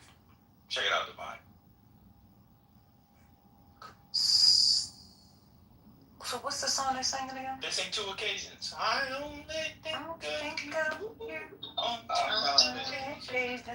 Yeah, that's what I found it. It's super chill. Yeah, it's real chill. It's like a perfect Saturday night California. Yeah, I immediately went and found it. It's in the chat. Only you can make it right. Yeah, it's great. You'll love it. That is that. Sounds really dope. When did that song come out? Was that the era It's like we were 87. talking about? Oh, Nah, damn. That old? Oh, It's shit. not earlier. Let me see. No, Let me get lady, 87 when I was. I told you I was singing book pills. 87 versus my brain. That was 87. Damn, still got it. I feel like it was. Wow, I'm old. You thought it was later than 87 or? Yeah, I tried to put it in the era that we were talking about. Like, in the 90s. yeah, I mean, 87 is right there. It's right there, but it ain't there. The original video was fly too, though. Y'all should check the original video out. Is one half. I think that's what the problem is. I think that we Half of it is. But half of it say 1/4. I mean, I'm sorry, they say 1/2 cup of butter. So. Wait, somebody. Huh? First lady? She cooking. Okay. Oh no, that's a cool video. They sound great. They sound pretty good. Yeah. And you know why I thought it was the era that we were talking about? Because that's one of those songs that it's a hit. To this day, anybody will sit down and be like, yeah, that's my shit. And like young people would like that song. Yeah. What time did you think it was from, Devon? So it was like 90, 92, 93. Yeah. That makes sense. It's 87. Yeah. Oh, it's is like that? 87. Yeah. It's way back in '87. Oh man, I thought that was the early '90s.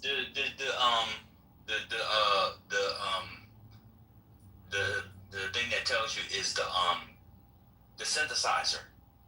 That style of keyboard goes away shortly after. You can hear that. Yep. And the drum machine. That like tinny synthesizer keyboard, that kind of goes away. But if you watch the original video, Babyface looks the same because he had a slight beard one. But the dudes all have the just the regular mustache with like long punk rocker hair, but with a mustache. I don't know why dudes like 25 was wearing just old man mustache. I was watching old Soul Train videos a couple days ago, and the song, what's his name, Walt Harris, Major Harris. Yeah, Major Harris. Major Harris, yeah. Mm-hmm. Love Won't Let Me Wait. Before anybody look it up, how old do y'all think he was when you sung that song? You know what? I thought he was older. I thought he was in his early 40s. I would have assumed he would be late 30s, but 8 years old. Oh, he looks older than that. 8 years old. He looks older than that. I spent a whole hour researching it, like a whole 45 minutes. I was like, wait a minute, this birthday can't be right. He was 28 years old when that came out. I mean, also his rasp too. I didn't mix up because he just looks. Not that he was a bad looking man. He wasn't a bad looking man. I just thought he was older. I thought he was older. Yeah, he dressed. I mean, he did. He dressed and moved like that. Like he always wore suits, dark shades, and a regular mustache. Yeah. I thought he was 40 years old too. I thought he was like Billy Paul in his age. I'm not gonna look it up, and now it makes me curious about like William Devon, who did the Diamonds in the Back, Sun Rooftop. Like I'm curious. He was in his 20s as well. Yeah. Yeah. I'm gonna look that up. Yep, I'm gonna look that up right now. Yeah, I bet you was in his 20s too. But was it the times, man? Because my brothers looked older than they were. Yeah, for sure. I thought it was grown men. It's like, oh, he's 17 in this picture. Like, what? No, for sure. Sometimes when I watch these videos from the 80s, like this is, Divine trigger warning. One of my favorite things about my Donnie is that he always wears a black suit. I'm like 20% there. Just wear a black suit every day. I mean, when I had a problem with it, and I'm not unreasonable. We broke it down. That's his brand. That's his thing. I'm not mad at it. Like, it was weird at first, but I get it now. The Knicks jersey under the suit, jumping in the pool in the suit, doing the 5-car ride in the suit. It's a trend now. So it's like, okay, I see where you're going with this, but I like the consistency. But they're wearing it in this video. If you watch the original Deal video, they just look fly in a black suit, even though it's hot as shit outside and they sweat. They still look fly in the black suit. In the black suit, yeah. Wait, Ben, do you have a guess? Do you have a guess of Give me the year. What time did So it came out in 74. 74? Yeah. Oh my God! What is going on? I should have played a lot of the night. I'm gonna guess he was born in 1947. So he was 27. Yes, exactly. He was born in 1947. Are you serious? Yeah, he was born in 1947. He sure was. You better February 9th, 1947. Mm-hmm. And he died in 2012. Give me the Powerball numbers, man. Give me the Powerball numbers. Let me tell you. Can I tell you why I guessed that? I guessed that because I said So I figured he was a baby boomer, but his parents waited a year to have the baby. So I gave him 47. That's wow. Wait, is he dead? Yeah, he's dead. He's dead. Yeah.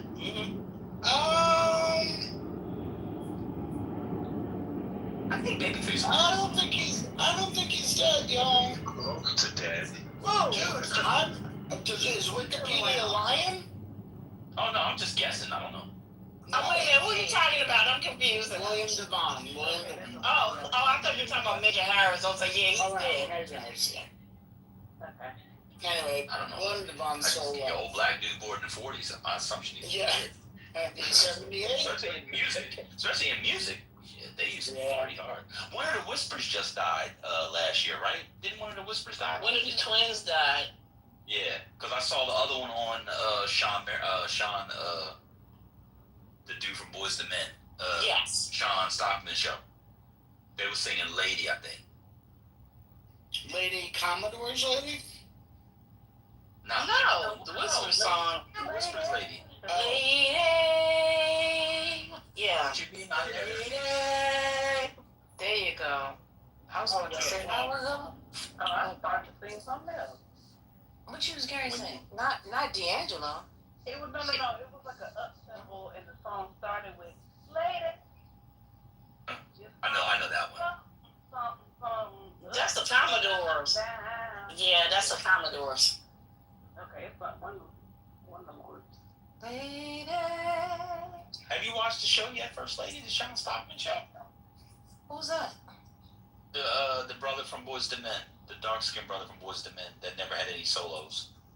The tall one. The tall one, yeah. The tall one. Yeah, the B-boy. Oh, he got like a podcast, but they have a camera with it, and they always sing with the guitar. It's dope. I'll say Yeah, it is. Yeah, it is. You know what I saw last night, and I forgot that I had it. I was going through my old social media, like going way back, see the shit I used to post. One night, Q-Tip was performing Vibrant Thing at the House of Blues in LA, and Prince joined him and played guitar for Vibrant. Prince was good. Prince was a different thing. Yo, that was a good venue back in the day. The House of Blues and Sunset Strip. That was a good venue. Prince was good for doing that. Whenever he did a concert in the city, I know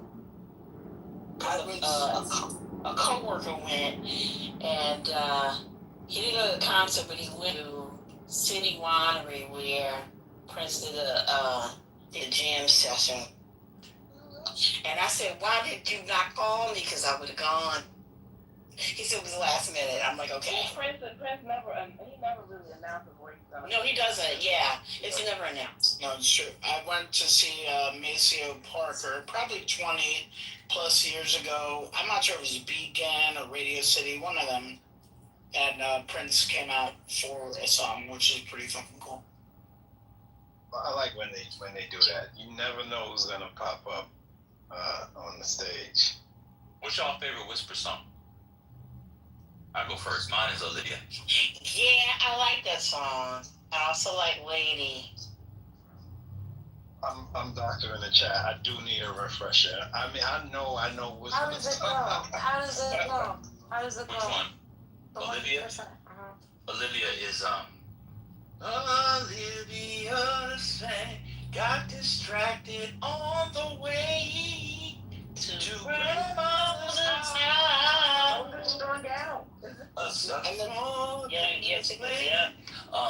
I'm with Joey. I'm with Joey in the chat. And the course is that's a good one too. Then the beat goes. The course is the verses goes she has a quota to fill. He wants to buy a new Seville. Like it's about a girl. It's basically a Red Ride story, but she has a pimp. Yes. Yeah. Yeah, and then what's the other one? The other one's Lady. It starts Lady, and then that was and the beat goes on. That's the most famous one. That's the only one I can think of. Oh yeah, Oh yeah. Lady, the lady that you just did sound like what's that man's name? He had a stroke recently. Did y'all hear about that? Uncle Charlie. What's his name? Oh, Charlie Wilson. Oh, Charlie Wilson? He had a stroke? Mm-hmm. I didn't know that. I didn't know that either. Yeah. Ooh, It's a Love thing is a low key. Yeah, it's low a, key great yes, it's a love thing. That's a good lot part. That's a lot part of music right there.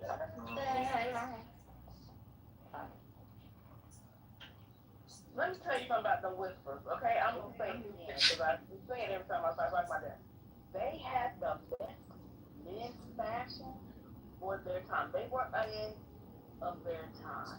Yeah, the pictures well. Look at what they were wearing versus everyone, their contemporary. Them, those elders, they was ahead. The only thing that really aged them was the big mustache. That's the thing that aged them. Yeah, they had that mustache. The fashion, oh, they were genius. They were genius. Oh, you weren't digging the Earth, Wind, and Fire outfits?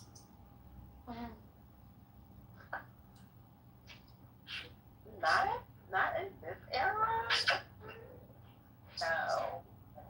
Well, that was the 70s, because by the time the 80s would come around, they weren't the same. Yeah, I'm thinking they're early, late 70s, early 80s. It would be the 70s you're talking about. Because by the time the 80s comes around, they break up as a group. Yeah, we get the she love. That's what we get. Choosing love.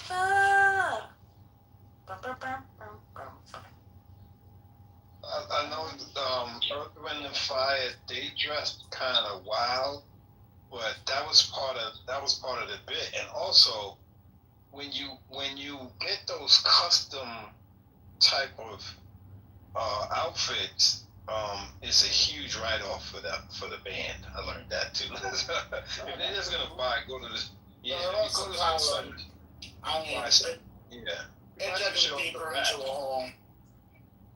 Well, it was making money. Yeah, exactly. Costumes. Costumes and outlandish costumes.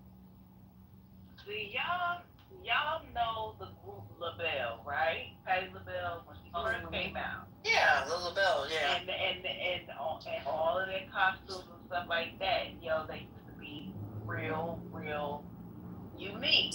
Well, they're tired. Their costumers costumes for them. And if they want to take a guess, it's a male band. A male band? It's a male band. Just hired LaBelle costume. Parliament? Funkadelic? No. Cool, girl. Any other guesses? That's a good guess. Who? She's a Kiss. Kiss. That's crazy. Yeah. Oh, wow. Now, LaBelle, and then look at what Kiss was. And it makes complete and total sense. Like, you see it.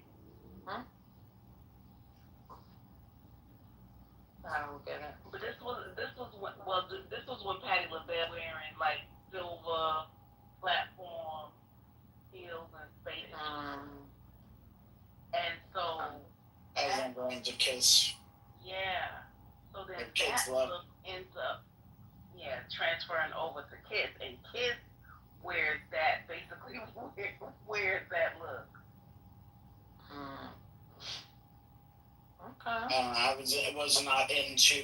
Although I just feel like I don't know. I just didn't like Kiss, but I love David Bowie. So when David Bowie was doing his individual thing, that was fine by me. Yeah, because he did an alter ego. Yeah, that was totally different. Ziggy Stardust, right? I remember when he did that interview with Terry Gross, And people still wanted him to do Stargate, the Ziggy Stardust. And he was like, yeah, but I was done with it. It was something that I did as an artist, and I moved on. And so she asked him a question, do people still ask him about it? And he said, yeah. He said, so what do you tell him? He said, well, Ziggy got married and had 2 kids or something to that effect. I was like, that was Ziggy Marley? No, the alter ego, his alter ego. Oh, sorry. It's something in your eyes, girl. It's telling you wrong. First lady, was that you who said who's Ziggy Marley? We talking about this shit. I like David Bowie. Because the way that happened, First Lady, if that was you, I just, Lord have mercy. Britt, are you there? Yes, Can you click on my PTR, Britt? I'm not doing this with you. That's Biden Kusilik. That's who shows up whenever we need a big game. That's who shows up at number 10. Biden Kusilik. I want to call a fence here because Big Joe actually shows up sometimes. That motherfucker was nowhere to be seen. Okay, Pulisic was supposed to show up at the moment, and instead he took a shit, a hot flaming shit. Oh my! Why you try to trigger my sister like that? Can't wait for him to no longer get called up. I hate to say it. Don't want to sound ridiculous. Everybody saw his little speech that he gave. Well, his little IG post that he posted as his little, thanks for the memories. Sorry we didn't make it, but he didn't say sorry. It was horrible. His little Easter speech that he put on social media was horrible.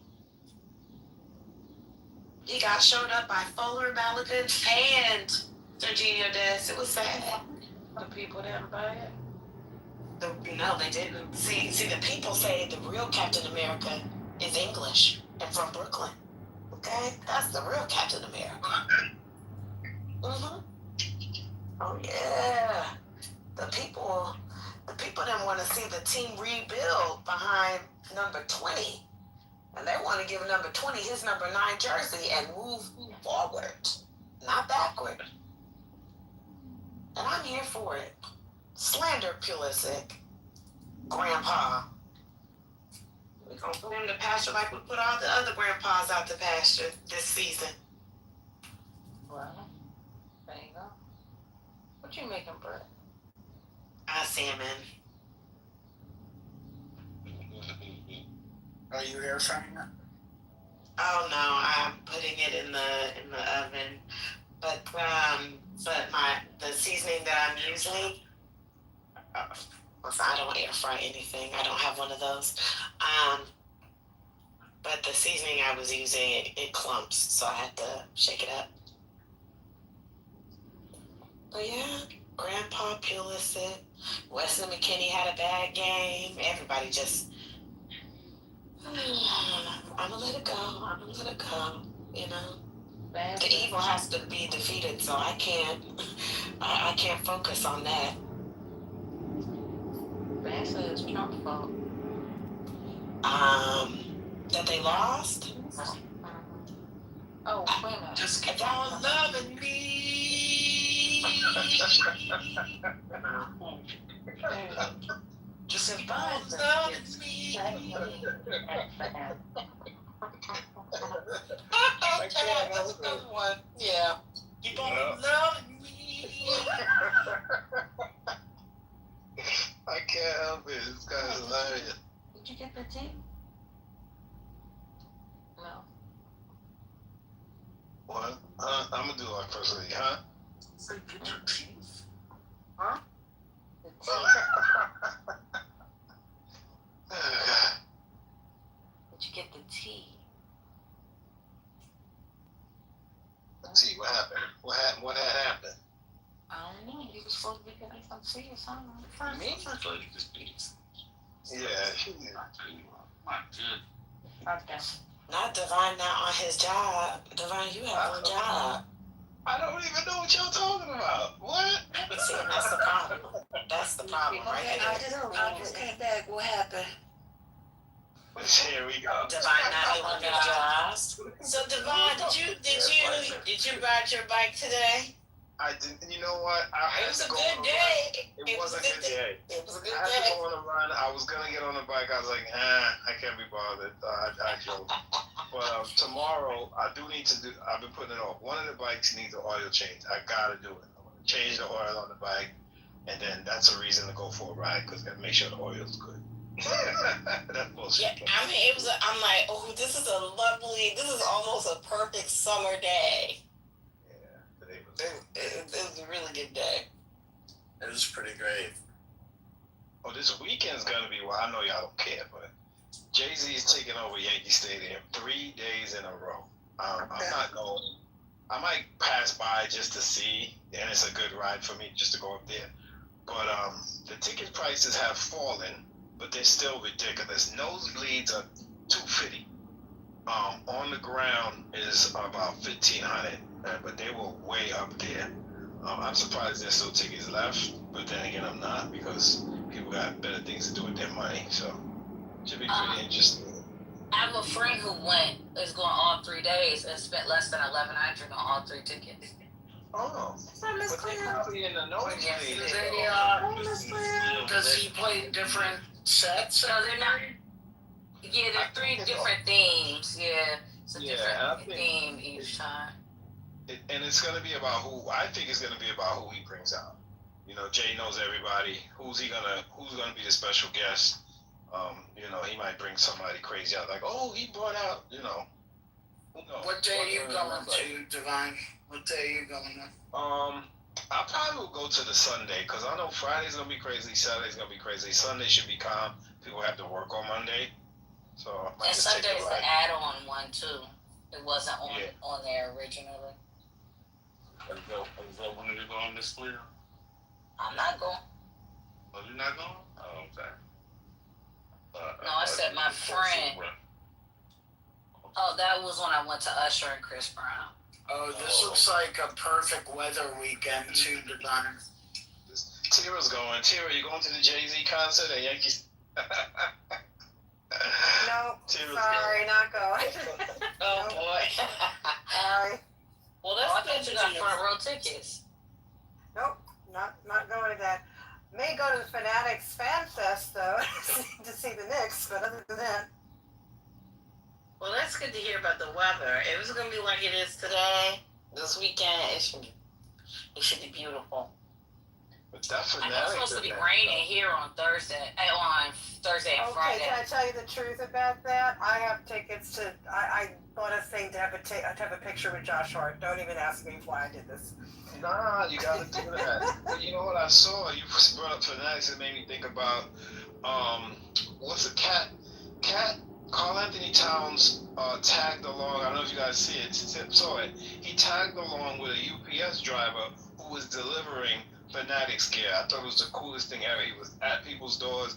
They open the door, they see Cat delivering their package. I was like, wow, that's great.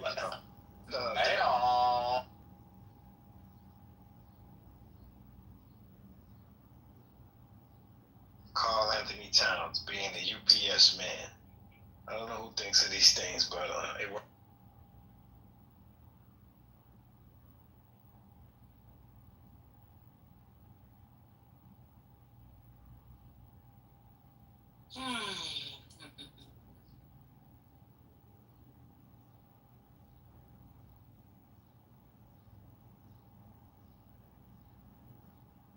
Oh, dang, why did everybody leave? Did I scare people off? Oh, no. It's about, it's 10 o'clock. This is what usually happens. 420 open? Let me see. I was like, TT left, what did I do? Oh, no, I came right back. Yeah, I see, that's right. I'll shut icon off me. Oh, okay. And I gotta get this jam battle off of me. Hold on.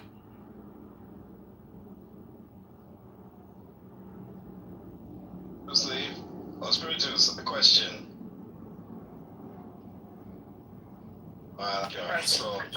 Present. Okay. So we broke air fryer. I don't know. Damn, it has to be at least. I don't like this. I think this is a plant by brother to ask me a question. No, it's not. It's not. Air fry. Let me Go finish ahead. the question. I'll let it go. Okay, no. Not a scheme set up by Todd to come to you with the. Wow. We broke it about 2 years ago. We have not bought another. Should we get another one or don't get another one?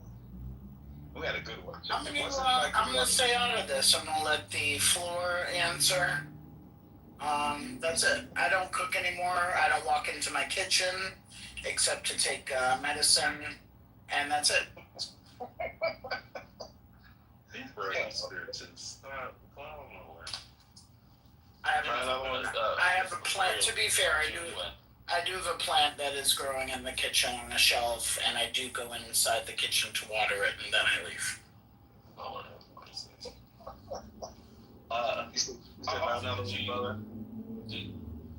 Do y'all use it? When we had it, we used it. I don't know, maybe. I feel like when we first got it, we went crazy. Yeah, we had an air fryer, and then we kind of didn't use it too much. And then once it broke, we were just like, "Fuck it, we don't have an air fryer anymore." No, save the counter space. If you. Right. I'm sorry, brother. No, go ahead. I was done. If you haven't used it in 2 years, why are you thinking about getting another one? My son used it a lot, like for certain like quick snacks or whatever. He's like, how old is he? He just turned 19. No, if he wants it, he can buy it. Oh shit. Well, no, because then you might not get a good one. But he doesn't care about using it anyway, so who cares? Oh. Yeah, but I want to get. If I get a good one, it'll last. If I don't get a good one, that's the way. But you don't even care about having one. But they're also like not a lot of money. Also, so. Yeah, I mean, I still barely turn it on the whole. Like. You only missed it for 2 years. The person who missed it should. He's not like if you want it, maybe you go halfies on it with him. Is it going to help you out if there's an air fryer in the house that he uses so he can make his own damn meals and leave you alone? Yeah, that's part. But he's leaving soon. He's here. He came home for the summer. He'll be out of here soon. So I'm like, should I do it? Yeah. Get him a George Foreman grill. Right. These were the days. Yeah, basically. That's yeah. Not George Foreman grill. Those are the shit. Come on, everybody we had the big going too. Well, I think it's a little passe now with the advent of air fryers and other things. So that's funny though.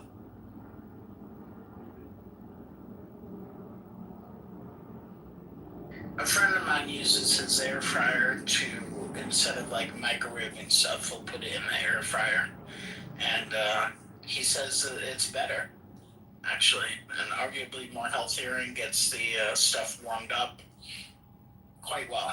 So I'm just passing along that information for my friend with an air fryer. This isn't you?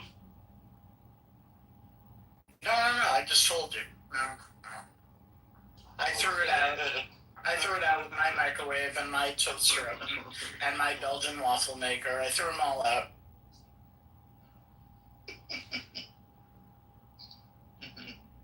Hello. Mullah is done. Exactly, Mullah is done. Thank you for your support.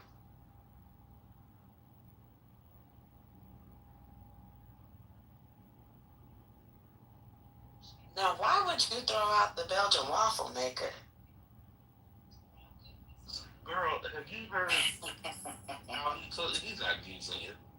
I mean, I would have at least resold it or something. That was the flame. Are you buying cooking equipment based on the people you're in romantic relationships with? When am I coming? Are you, the idea that people would actually, I would allow them to stay over and not buy their Uber so that they can get the hell out of my apartment. You think that come on. Okay, better question. How long did you have the Belgian waffle maker before you got rid of it? No. I never actually had one. I just think it's one of those. I think it's one of those things that are like, it's crazy to me that people have it, because how often are you eating? I mean, if you have that much counter space and it's like a gift somebody gives you, but it feels like something that people have and never use, and it's also fucking messy as hell. Let's see what this is. You're speaking out of oppression. Because oppression or depression? I didn't hear it. It broke up. No, oppression. Listen, with the amount of space that you people normally have in your living quarters, it's definitely oppression. You're speaking out of, or I'm assuming. Maybe you have a sprawling mansion. No, that's not it. Calling New York City apartments living quarters is dirty word. Although you know what's crazy? I had a client call me because they want to sell their maid's quarters. I'm like, excuse me? Well, shit. What is that? It's maid's quarters. I didn't know they still existed, but apparently they do.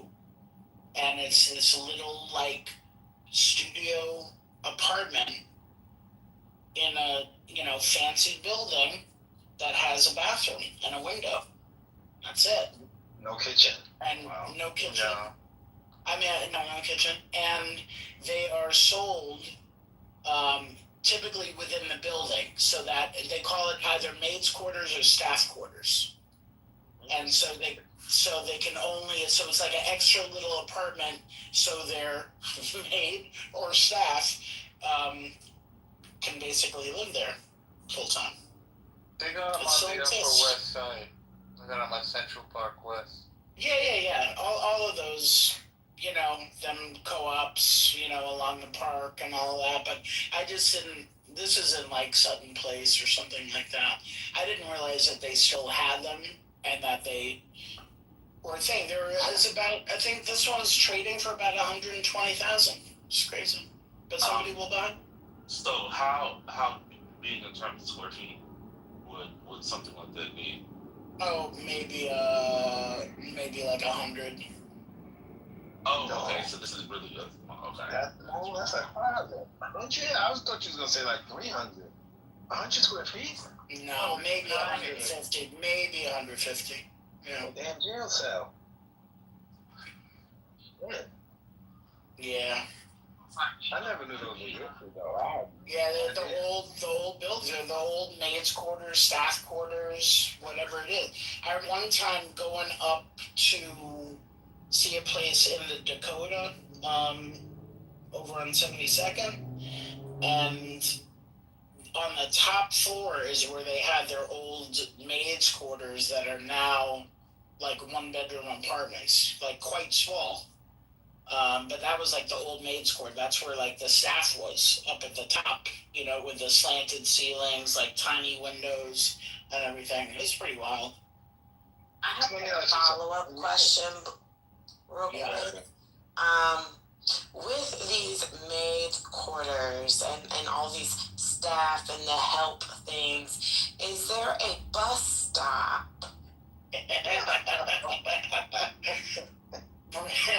Brent, I would say bus stops are encouraged. That's a great question. They're encouraged, they're welcomed, and they're typically right up front or on the next block. So, yes, absolutely. That was nasty work, Brent. That was nasty work. It was, but that was a good follow-through. Yes, it was. It was.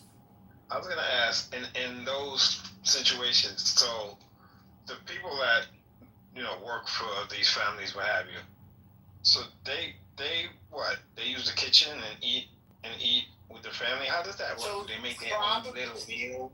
I don't meet know. with the family. It's right. The room is just off the kitchen though, so they can help out in the kitchen. No, this is separate in the building. Oh. Yeah, this is. I know what you're talking about, but this is separate, like a whole separate thing, almost like. Sometimes it's on the same floor, but a lot of times it's somewhere within the building. Oftentimes off the first floor. So this one was different, and I think typically like they'll have like the full-time staff, but then that person may just have it as an extra place, maybe to keep stuff, maybe to stay overnight, but they don't typically live there. Okay, like so they might do Friday, go home on This the weekend. yeah, it could be something like that. I think it all differs though. They're not all the same. But I've seen like the staff like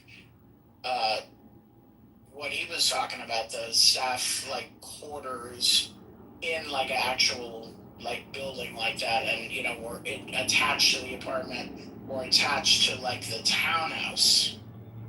The downstairs, that downstairs part of the town of some townhouses underneath the stoop. Like that's where that's what they used to be. That's where the help would go, and that's where they would, make all the food, do all the things, and then bring everything upstairs.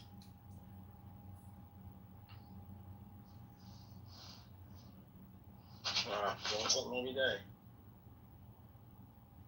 Yeah, a lot of the stuff still exists, like all the remnants of it. They just call it different things. So. But the client wanted to get rid of hers because it was just like, it's like having essentially like a storage room in the building, and if you don't use it, like you might as well sell it, and somebody else in the building's gonna take it. But it just happens to also be a maid's quarters or a staff quarters, whatever they call it. Now, is theirs like right next door to their apartment? No. It's not. Oh, okay. I was gonna say, put a doorway and you have a whole extra room and bathroom, like a. Oh yeah. No, that would be too easy. That would be too. Yeah. No, they're just gonna sell it probably to somebody within the building who needs like the maid's quarters, but it could be for literally storage or whatever. They don't care. These people have an extra $100K lying around. They'll be like, yeah, give me an extra closet or whatever. Right.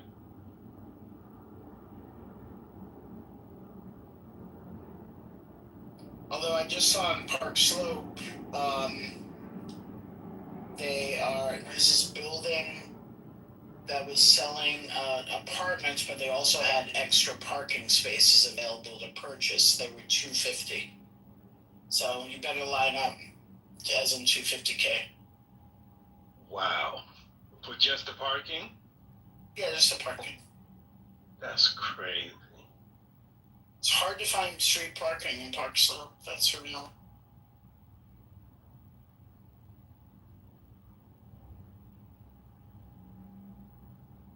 They call it no park float.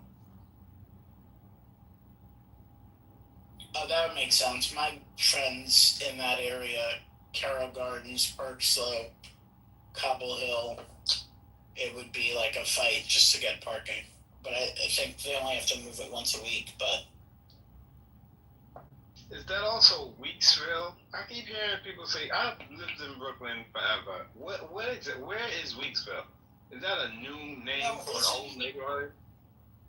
Wait, is Weeksville not near Bed-Stuy? I don't know. It feels like they just renamed the section to Weeksville, but some people are like, nah, it's always been Weeksville. I just don't. I know Bedside, Crown Heights, Flatbush, East New York. I'm like, what's this Weeksville? And they even some people changed Brownsville to Ocean Hill. They start using that term. Oh, I'm like, man, that's Brownsville. Oh yeah, so I just looked up. Yeah, Weeksville is basically like Utica Avenue stop, like on the eastern edge of like Bed-Stuy. Because you know how they turn Bed-Stuy into part of it into Stuyvesant Heights. Yeah. But when you say Utica Avenue A or Utica Avenue 4? Utica Avenue A. Oh, that's Bed-Stuy. They gotta stop it. Yeah, so Weeksville is like just east of there because I had a friend who lived off of like Ralph Avenue up there near like Atlantic or something.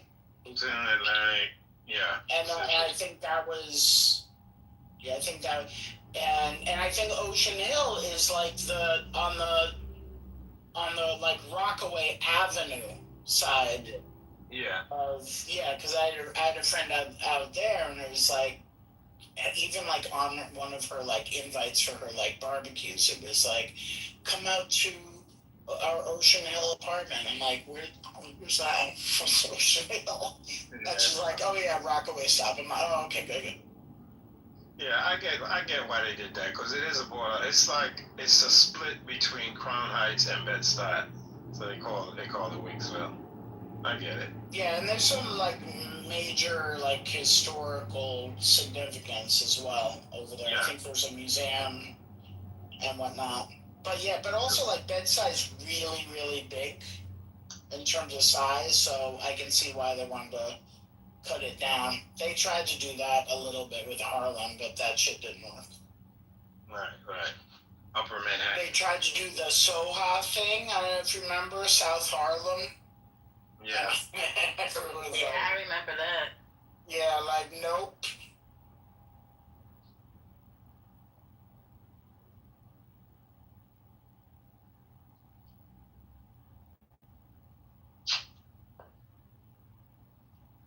All right, TT, you want to boom it, or you want to stay? Yeah, we can go over to the 420 for a little bit. Yeah, very, very short. I don't know how long it can take it. All right, guys, appreciate y'all. Y'all know what it is. Of course, before we go, got to shout out First Lady. Thank you. Shout out to the mods, First Lady, Patty, and everybody that came through today. We're going to land this ship, and you know what it is. We'll be back here tomorrow, God willing. Y'all be safe. Until tomorrow, when light is done. Bye.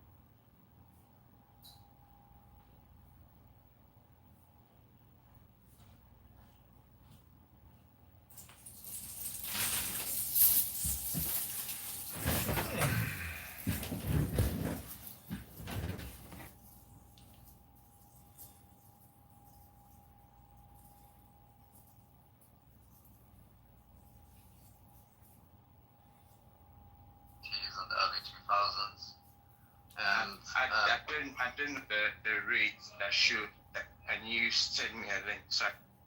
So you always had the multi-state. Everyone pretty.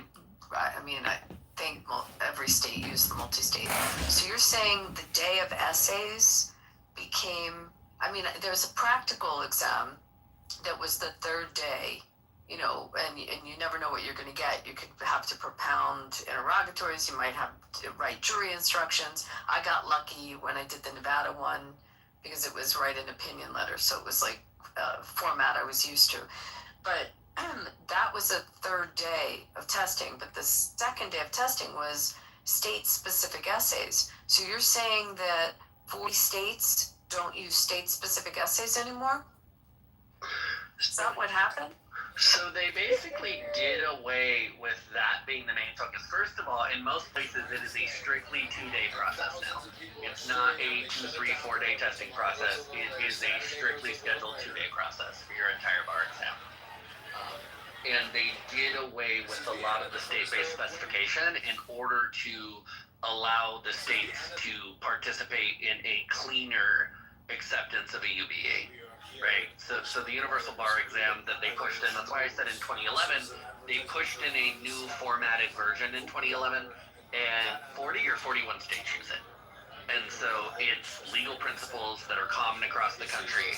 There's far less focus on state-specific or local-specific. Wait, but is that separate from the so I'm still confused. You always had a multi-state, which was a multiple choice day.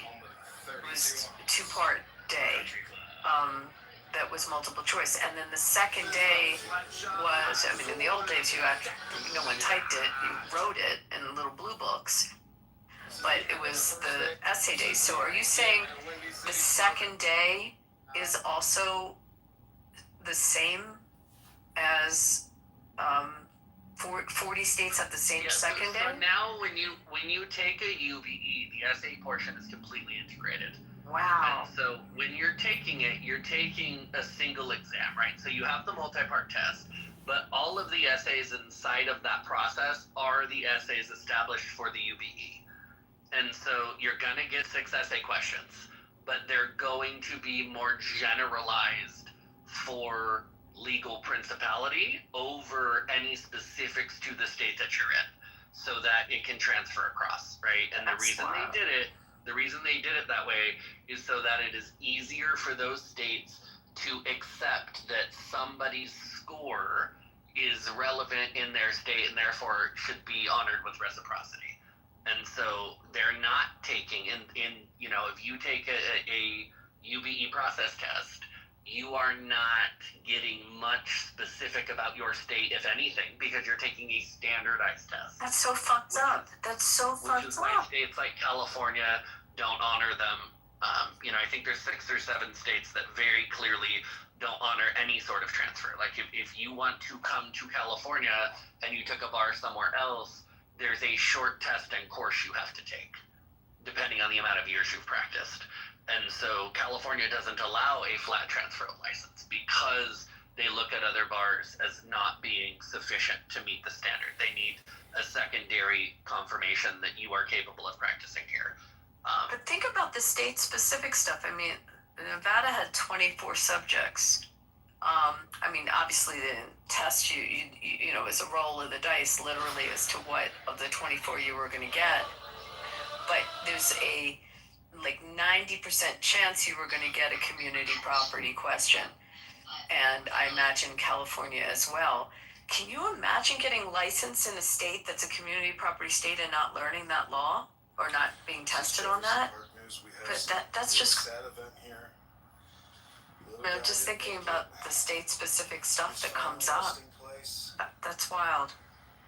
I'm so out of the loop on this. Sam, it's interesting talking about it. I feel pretty dumb that I don't know all this. No, it's good contrast from the past. Is Brent, are you in California? I am in California. And so have you seen the consequences of these changes, and the younger lawyers are not that impressive? They're awful. One of the only good things for me is that I am federal And so I don't see as many of the low performers, because let's just be honest, the low performers are not trying to engage in federal casework or federal litigation, and they're usually going into other fields. So I don't see as much of it, but given I also teach, I see it on the teaching end. These students are not remotely comparable to students I taught 10 or 15 years ago. They're not. And the issue is they're not in terms of the preparation they come with by the time they come into law school. They're not when they get to college. We are churning out less prepared students overall. And I don't care if you are taking the highest performing students from the highest performing charter. If you went back in time and pulled the counterpart from 20 years ago, they would stomp all over these kids. They don't have the same cognition. They don't have the same memory. Frankly, they have no memory because they're not being trained to do any memorization anymore, because magic devices can pull information up for them. And so they're getting to law school struggling with memorization. And that is just terrifying, because they're then having to use their magic devices and using their AI cheat sheets to try to make up for the fact that they are not themselves very proficient at memorization. They're not great at recall. They're not great at things that frankly make law school bearable and make practicing law functional. And so there's a lot of low performers, unfortunately, and they're eking their way in. And honestly, I'm going to blame the law schools on allowing professorship that should never have been allowed to be professorship.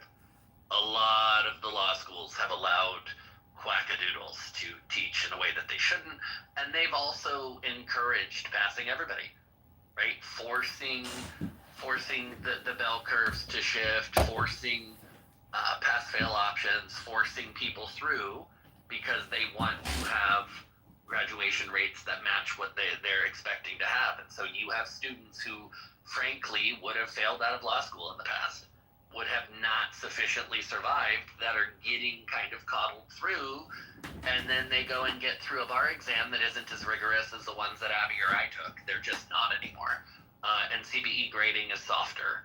And so, I mean, I haven't graded since 2018, so I can't speak to anything more recent than that. But you know, even then, we were having issues, and that's pre-COVID. Don't you think also, Brent, CRT is mandatory, the ABA, push that so hard.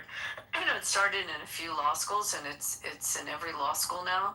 So just with the CRT concepts, it's created the issues that you just spoke about, very much so. Basically, what Abby, you're saying that I was going to ask about this, that they used like their excuse for making everything easier was based on diversity and on critical race theory. I mean, it started in the law schools. It's now in K through 12, but it started in the law schools, and ABA made it mandatory. So some of these issues where there's, you're giving advantage where you don't have necessarily the skills come from that. I have a great article on this, Simon. I'm going to put it in the chat. It was in the Free Press several years ago, and it's called The Takeover of the American Legal System, and it talks a lot about this. Let me find it. I'll put it in the... So you're implying that people don't know how to think because because some people like myself think that people have been fucked in the past based upon not being able to select their parents? No, I think that you have to be trained, Stan, to think a certain way, Socratically. I mean, there's a whole process. Our first year is, as much as we're learning information on the fundamentals in torts and contracts and criminal, we are learning how to think. It's a major process. When you go in your first year of law school, go watch The Paper Chase. If you have never saw that movie, and you can understand how, what's his famous quote, your mind is mush and they're molding it. So it's a critical part of going into the profession is learning those skills. And you can't take them lightly, and you can't take them for granted, and you can't cheat them, or you're never going to have those skills. And that's what we were talking about before you came in. Let me find the article. While you do that, I have a question for both of you guys, Brandon and Abby. Now, being a conservative in a liberal city or state, is there more demand for conservative lawyers these days? Because, like, the reaction for a conservative lawyer would be to run away from these blue cities. But then, there might actually be a need for more of them in the blue cities. I don't know. Like, that's the question I have. And then, is it when you're working a lot of federal cases, is it all court? Is it all plaintiff law, or is it a lot more other stuff? I mean, I can answer on the blue cities. I started practicing in one of the most famous cities to practice law in, or at least what was coined as the Philadelphia lawyer. I mean, that's a pretty blue city. And I'd say the more conservative, I mean, it's also the field that you go in. I mean, if you're was in the corporate side of the practice, and maybe that attracts more of the conservative lawyers. I don't know. I never really thought about, like, if liberal lawyers are going into environmental work versus conservative lawyers going into corporate, but it definitely was a blue city that I practiced in for a long time. Yeah, I mean, the thing for me is that the majority of my early career, and frankly, my years of practice before the bench, I was a federal prosecutor, right? And I was a federal prosecutor in very blue areas. But there were a lot of conservative-minded attorneys that were in those departments then, right? The U.S. Attorney's Office functioned differently in the 90s and the 2000s, early 2000s, than it does now. There's a lot more politicking, not just in who the Attorney General is, that's always been political, and certain U.S. attorneys in certain federal districts, that was always political. It's now a very different game, and who they hire, how they hire, and what their staffing looks like is very different. And so, I spent a good early chunk of my career in New York Southern District, and at the time, the U.S. attorney was a relatively conservative individual when I got hired. Very quickly after that, politics shifted, they retired, and we got somebody who was a much more liberal-minded person. But it wasn't an era where they came in and gutted their departments and their staff to replace them with ideological clones, right? So what was taken on and what was leaned into, right? What was the tendency or the focus of that U.S. attorney in that federal district was very indicative of that person's political leanings, ideologies, and thoughts on prosecution and priorities, right? And how much they leaned into whoever the individual attorney general was at the time.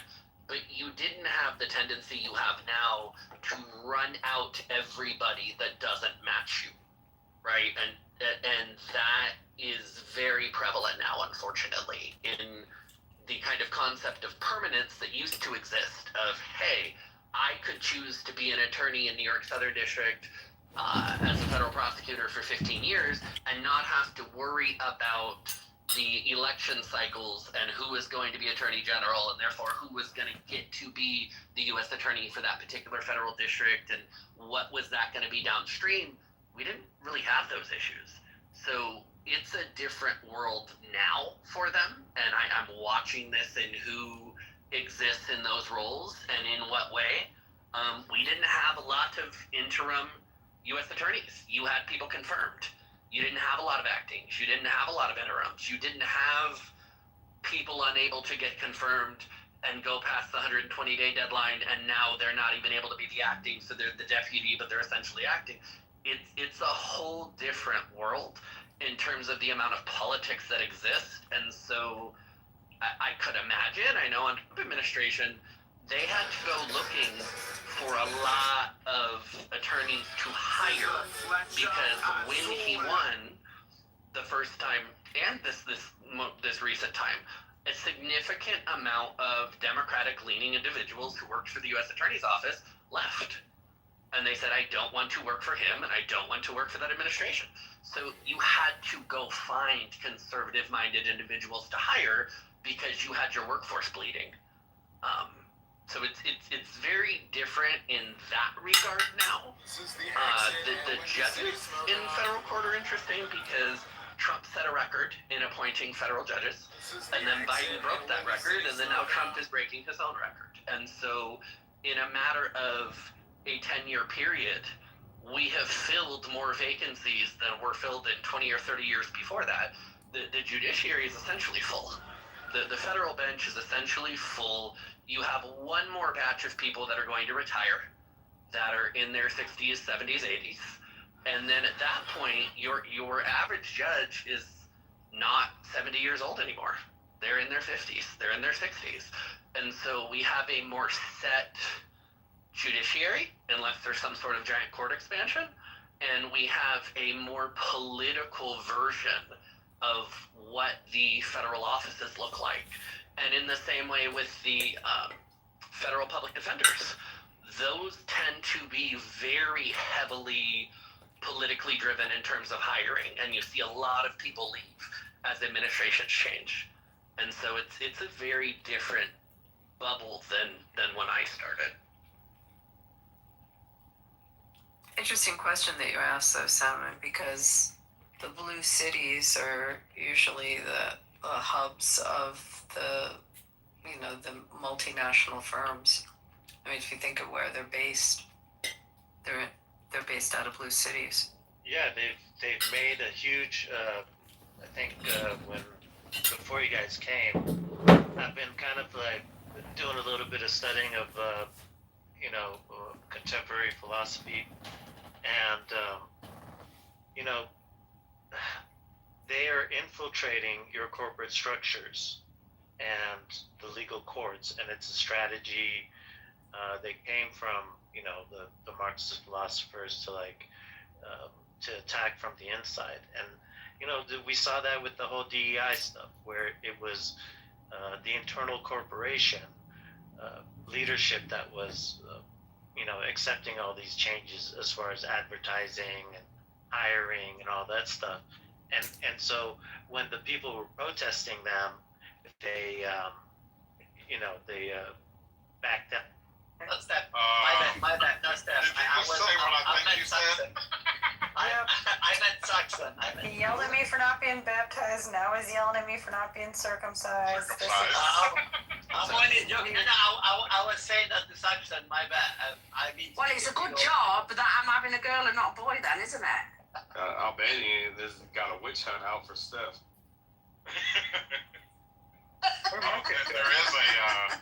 There is a group of they're not Christians at all, but there is a group of, I think, somewhere in Africa. I don't know. That's all that I know is that they actually do like a circumcision to females. Like I don't know. Like I said, I don't know. I don't want to get into great detail. Oh, the FMG. Actually. Yeah. In some, yeah. Need conservative lawyers, and so that would be like a lot of lawyers. I think nowadays want to avoid those places because they hear so many bad stories about them. And then you hear that they're all liberals, so then you want to avoid them even more. But if these conservative administrations do need lawyers, those places might be a good place to start and actually see demand for conservative lawyers. And so that might be something to think about for a young lawyer.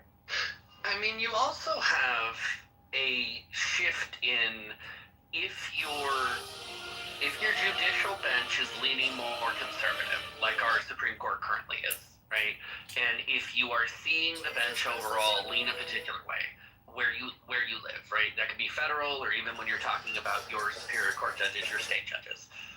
When you look at that, even if you're a corporate firm full of, lefty partners, you need people who are capable of dissecting and in certain ways utilizing originalism if you're going to be in front of a judge who is going to be interpreting with originalist intent.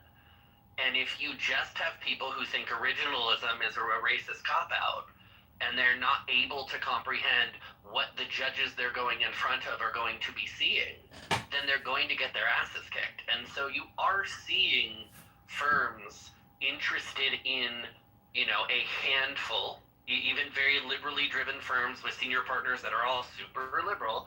They understand they need to have people in their bullpen, in their tank, that are capable of abstract thought in a useful and arguing something in front of the judges they're going to go in front of, because you don't get to pick your judges. You do not get to pick your judges. You get stuck with the wheel in most states and in most cases. And so you better be capable of dissecting what is going to be, your opposition's argument in whatever type of case you're in. And if you are so indoctrinated that you go, well, originalism is stupid, well, that's fine. But if you end up in front of a judge whose starting mechanism is an originalist perspective, you better be capable or you're going to fuck your client. Well, it's that end with the judiciary, but also if you look at the article that I put, and I sent it to you also, Simon, you see the example of David Boy's firm and these young associates refusing to work on cases. Once you see who the clients are, again, you're in a blue city, but your clients are, major energy companies or manufacturers. I mean, the clients themselves, may have a conservative bent. And, then you'll have these associates that refuse to work on their matters. Or, if you're representing like oil companies and you have, associates that are environmentalists or whatever is in their craw, that article talks about it. Like, we never could do that. No matter how distasteful the client was. I mean, you got that file on your desk, you worked on it. Like, that's just how that went down.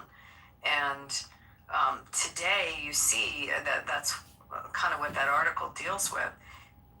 It's a whole different flavor. So for the conservative lawyer, especially in the bigger firms, your clients are, especially the more significant corporate clients, you need to find lawyers that'll work on those cases. When you get a chance, send me your thoughts after you read that. And that article is several years old. I wonder if there's been updates to it. Well, the secondary kind of additional piece to that, Abby, is everybody in the world now has social media. Everybody in the world has forward-facing profiles. Those companies look at the information that is publicly accessible about the people that are touching their casework. So those executives are going to ask, what attorneys at your firm are touching my shit? And they're going to go digging and go looking. And so you have to also be able to have people that you can put it on their desk. And not only will they cooperate, but you're not going to have backlash from a client who goes, oh, fuck no, I don't want that commie touching my file. I don't want them seeing our proprietary information. I don't fucking trust that person or their judgment.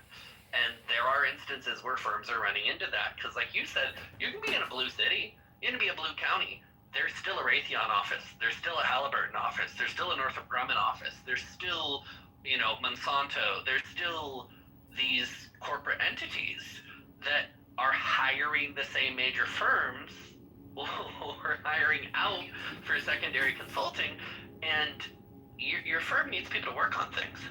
And if you just hire a bunch of people that are so politically driven or activist driven or ideologically locked in of, well, I don't want to touch these things because I find them repulsive, like you said, Abby, back in the day, that wasn't allowable. You worked on what was there. I mean, no way you could get away with it. And, when I gave Philly as an example, the pharmaceuticals are huge there. I mean, it's like a hub of pharmaceutical companies.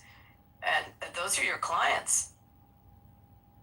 So you can't walk away from it. This is all very fascinating. Simon, I'm remembering something way, way back, and I went to work in a firm in Atlantic City, and they represented the Miss America pageant. And I was like someone coming out of the generation that we were like anti-pageant, then. So I was like, it really bothered me that I had to work on the Miss America pageant file, just because I was sort of, you know, I found it distasteful, but like I had no choice. I had to work on that. And I had to do contract work for them, you know, the different appearance contracts and things like that. But like, that's a minor example of this. I mean, that article talks about other things that, I mean, it starts off with the Harvey Weinstein case, but, you know, not that they're compatible, but I remember that specifically, and there was no way I'd lose my job if I said I wasn't working on it. I mean, you have AUSAs, and this is hilarious to me. You have assistant U.S. attorneys that are telling the U.S. attorney of their federal district, "Ooh, I can't touch that. I have a moral aversion to that. I have this personal value system issue with that." And it makes me laugh because I never would have even thought to try to do that back in the day. You have what you have. You have the cases you have. The shit that comes that you're told to prosecute, you prosecute. Right? Who the fuck are you? You're a low man on the totem pole cog. You're an assistant U.S. attorney. You know, you're a staff attorney. You do what's in front of you. They are now coming out of law school with this weird entitlement piece of, well, I'm not going to touch these things I don't want to touch. Okay. Now, that's creating an opportunity for kind of like what was mentioned earlier in this room. If you are willing to be a grinder and you are willing to have that work ethic and you are willing to just do the goddamn job without your feelings, you're going to thrive and you're going to get promoted and you're going to have fantastic opportunity, because there's a lot of I don't want to do that that's existing now that never existed before, and it's really weird to watch. Yeah, but isn't AI just going to eliminate those people that are too snobby? If the firms have to downsize or right size? Well, AI is definitely changing the profession, Stan. For sure, AI is going to change things. I don't know how, I don't know if we know the answer yet on how much it's going to change things. But, I mean, research-wise, and just with basic writing, it's changed already. Well, we're already having, and it's fringe cases. I am not saying this is happening all the time, but you know, there was a case very recently in California Southern District, and the judge was very public ripping this person an asshole. They very clearly had AI do a lot of their fucking briefing, and they cited cases that don't exist. They cited cases